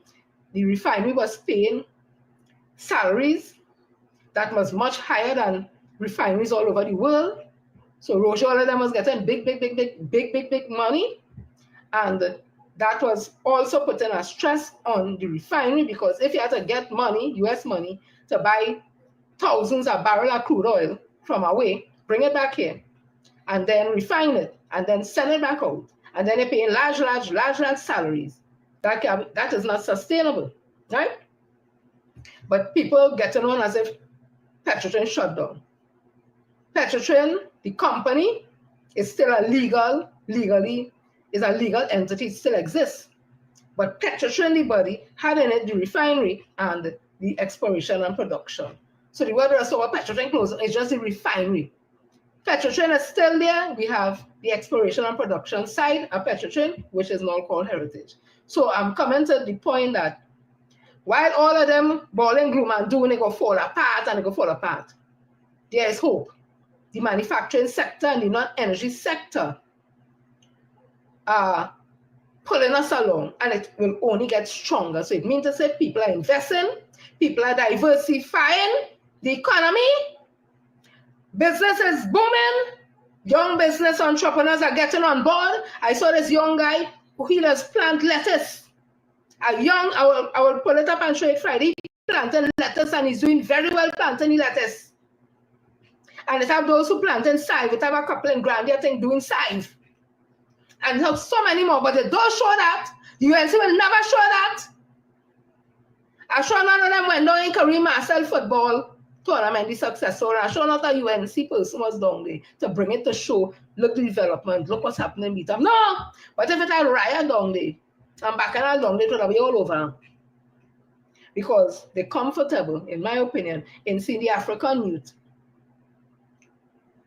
going up the steps of the court in handcuff, and the mother hand on she head so, bawling. And the son saying, Mommy, you go get JP for me, right? But they're uncomfortable seeing a Kareem Marcel and so many others like him walk down the steps of Hall of Justice, passing the bar, or coming out medical school as doctors, or engineers, or scientists, or chefs, or tailors, craftsmen, tradesmen. They want to see that. You must be only in crime. So let me see all here. Yes, and Foster comments, he's doing a good job. You must come in when it is, well, yeah, he's doing his work in his area. He is under the ministry. First time we have a ministry of youth development, national services. We always had a little department for the youth, and everything was sports. They moved sports, Dr. Rowley moved sports and Senate so, and have that whole ministry to treat with the youth from age, I think, 15 to 35. First time in history. And he's the Minister of Youth, and he has been working for the youth. Minister Siotong in the energy sector, he working like hell to make sure we get them deals and them gas deal and them done. People working. Minister Education working. Minister Camille Robinson, Rachis in HGC working. Brian Mallon in finance working. Commenbert in finance working. Dr. Amory Brown, our foreign affairs minister, he working. Senator Ruan Sinanan in works, he working. Minister Gonzalez in public utility, he working. They're not sticking on the job. Minister Shamfa Kojo Lewis in she ministry, sports and community development, she working. Minister Anna Repster Roy in her ministry, they're working. You see, they're having a men bureau or something so to treat with men and the issues. She working. And the list goes on and on. Who I call is not because I want to call or I forget. Because I can't remember all the minister's name. Miss Julian Morian, Lisa Morian Julian in education. She working. Penelope Beckers. She working. Nobody said Faris Alwari down in rural development and Kazem Hossain. Them working. People engaging in the PNM. Not like the UNC where they say the whole kleptocratic government, all of them teeth. Well, a man say, I never see more thief in my life, the thief, the money from the church. We don't have that working, but it have people, and people in professional positions who like they siding with the opposition and just giving a negative view of this country right through. I am happy that Senator Obika, an economist himself, would have laid out the facts first. He ain't sugarcoated, but at least he let us know there is hope because the non-energy sector has picked up the slack to a certain extent, and is that what pulling we along, and it will only get stronger. While the gas deals are coming through, which when that get full on board, will also strengthen. And we see by 2025, BP in the Juniper field or Cypress field or whatever you call them thing, I'm not into gas and all of them thing, things happening there. So people don't be fooled. Come up as a sister who just turn she tongue wrong. 1 minute she talks. So that's when you know a liar, you know. A liar have no memory. A liar has no memory. And Kamla Prasad sister has proven time and time again she's a liar. Yeah? Know what time it is. 2025, know the assignment. You have to vote back the People's National Movement. Make sure they get enough seats in the parliament so that the UNC can humbug the works of the government. We call them hospital, and then when we had the nationwide earthquake, Dr. Rowley said he sat up in the bed, worried, waiting to get a call because he know the structure at Port of Spain General Hospital, it is so. And after that, he decided going to build. It nearly finished. I go and take Petty and show you. Sandy Grandi finished a remark, finish in Jack wanna compliment the staff.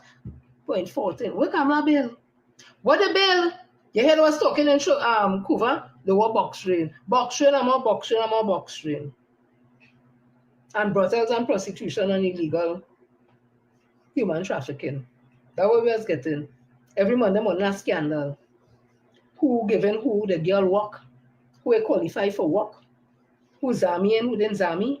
Who wanted a Zami and could a Zami? Marijuana and Windowsill. Confusion back and I lock up 8,000 African youth in an illegal SOE only across the East-West corridor, which is very prejudicial and discriminatory. So it's only African people in crime.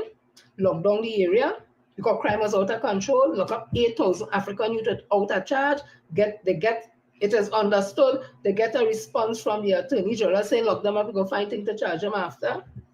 Yeah, you remember? Inspector Singh, leave him now, you know, come from the hospital, Inspector, you remember that Inspector Singh, I hear he dead. He just sick or some kind of thing. Oh, remember that? That's what we get. Until this day, they have some people in Indian descent balling, urban youths in the East-West corridor targeting Indian people in our language. But no evidence, no data to support that. And then we see now, Indian youths housebreaking, home invasion, and doing all the wrong things that they say is only we children alone does do. Like if crime is an African thing, crime is a people thing. So people must see all who yes. All I see, listen to me now. Oh God, wait till I do. Oh God, I get frightened. I thought I stopped the live. Okay. I see Kevin Henry that's possible wanted to invite it. I don't know. Listen to me. Me no big tech like all, you know. Me no what to touch to bring you next time I touch my thing and the whole life stop and all that. We go talk after, right? Joel, Philo, Rudolph, Kevin, Leon, Joseph, Dandy, Florence, Roxanne, Anne-Marie, Olive, Hollister, Merle, Glennis, Cheryl, Kenneth, Hazel, Lydia, Patsy, Mervyn, Jennifer, Kurt, Donna, Cecilia, Janice, Rosie, Delano, Helen Ross was from Pleasantville. When she said, why has I call out my whole thing? Yes, I call not your whole name. And where you from? I ain't tell people exactly because I ain't even sure where Pleasantville is. Mary, Anton, Maureen, I ain't gonna tell only who this lady is. Joyda and Emmeline. Thank you all for always coming to stay tuned in, team. Hi, Nadia. So, let me talk D Ting.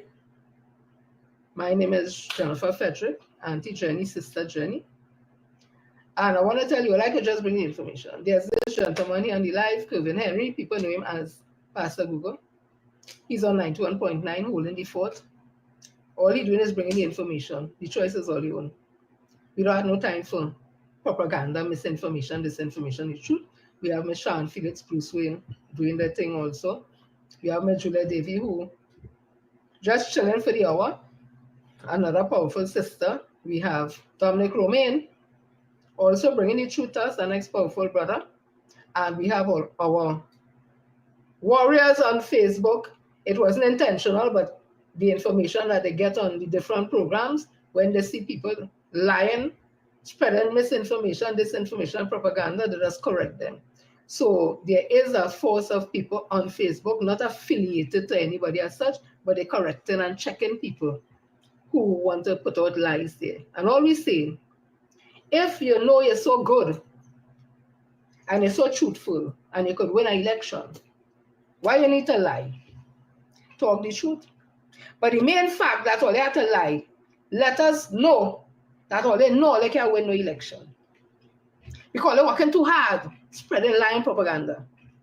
If all they're so confident all they self, all they don't have to do all them things. But all they know that all you're winning a next election in this country. It have one who went up and like the only thing he can do is kiss Kamala 7 toes. And he from a radio station, watch fella. Them fellas and them I mean say that belly like calabash, more than calabash. Them just say nothing about them. Whatever little, them hard, it go a long time. It go a long time. So I saw the thing and I watched it, I laugh. So then I just write a poem and thing, right? So I want to leave all the way this one. It's called Heavy Burden to Bear. He views his own worth through the corrupt, drunken woman eyes. His belief about himself is what he has been told to believe, whether it is true or not. He don't care if it is all lies. All dressed in Iowa hoodie, saying, "Massa, massa, please look at me. Can you make me somebody in your thieving kleptocratic party? I go be a good, loyal little boy. I go curse all who look like me, because I know that go bring you joy. Massa, massa, you sick? We sick," is his cry. Just another Negro that massa money could buy. What a sad sight to behold, a grown man groveling and waiting to do what he is told. All right, Heavy, was her words to you. And like a trained circus seal or like something else from in the zoo, you did your tap dance, hoping that you could get through. Or have a blessed day, a blessed night. I love all your God.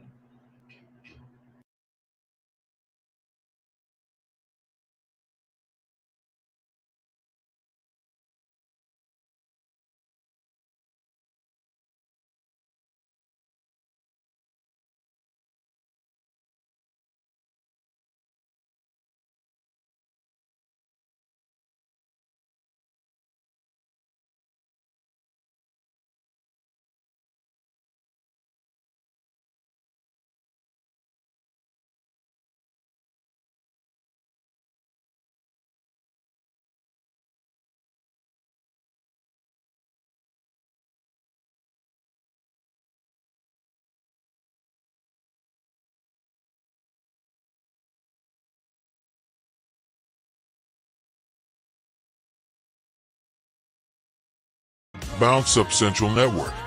Tune in for shows like We Talk D Ting with Sister Jenny every Monday, Wednesday, and Friday at 5:30 p.m. Dauntless Defenders of Good Governance, Wednesdays at 8 p.m. Culture Points on Thursdays at 8 p.m. and Sundays at 5 p.m. And Fine Point with Fearless Warrior at various showtimes. For more news, informative content, entertainment, special events, discussion forums, BounXup Radio, movie watch parties, and to even bus a mark anonymously, visit our BounXup Central Community Hub, the platform that's We Ting, created for we, by we. Keep the conversation going, even after the show. Chat in real time on our 24-hour live chat at BounXup.com. If you have a passion for news, politics, culture, music, sports, technology, and helping your community, we invite you to come join the BounXup Central Network family. Come join us.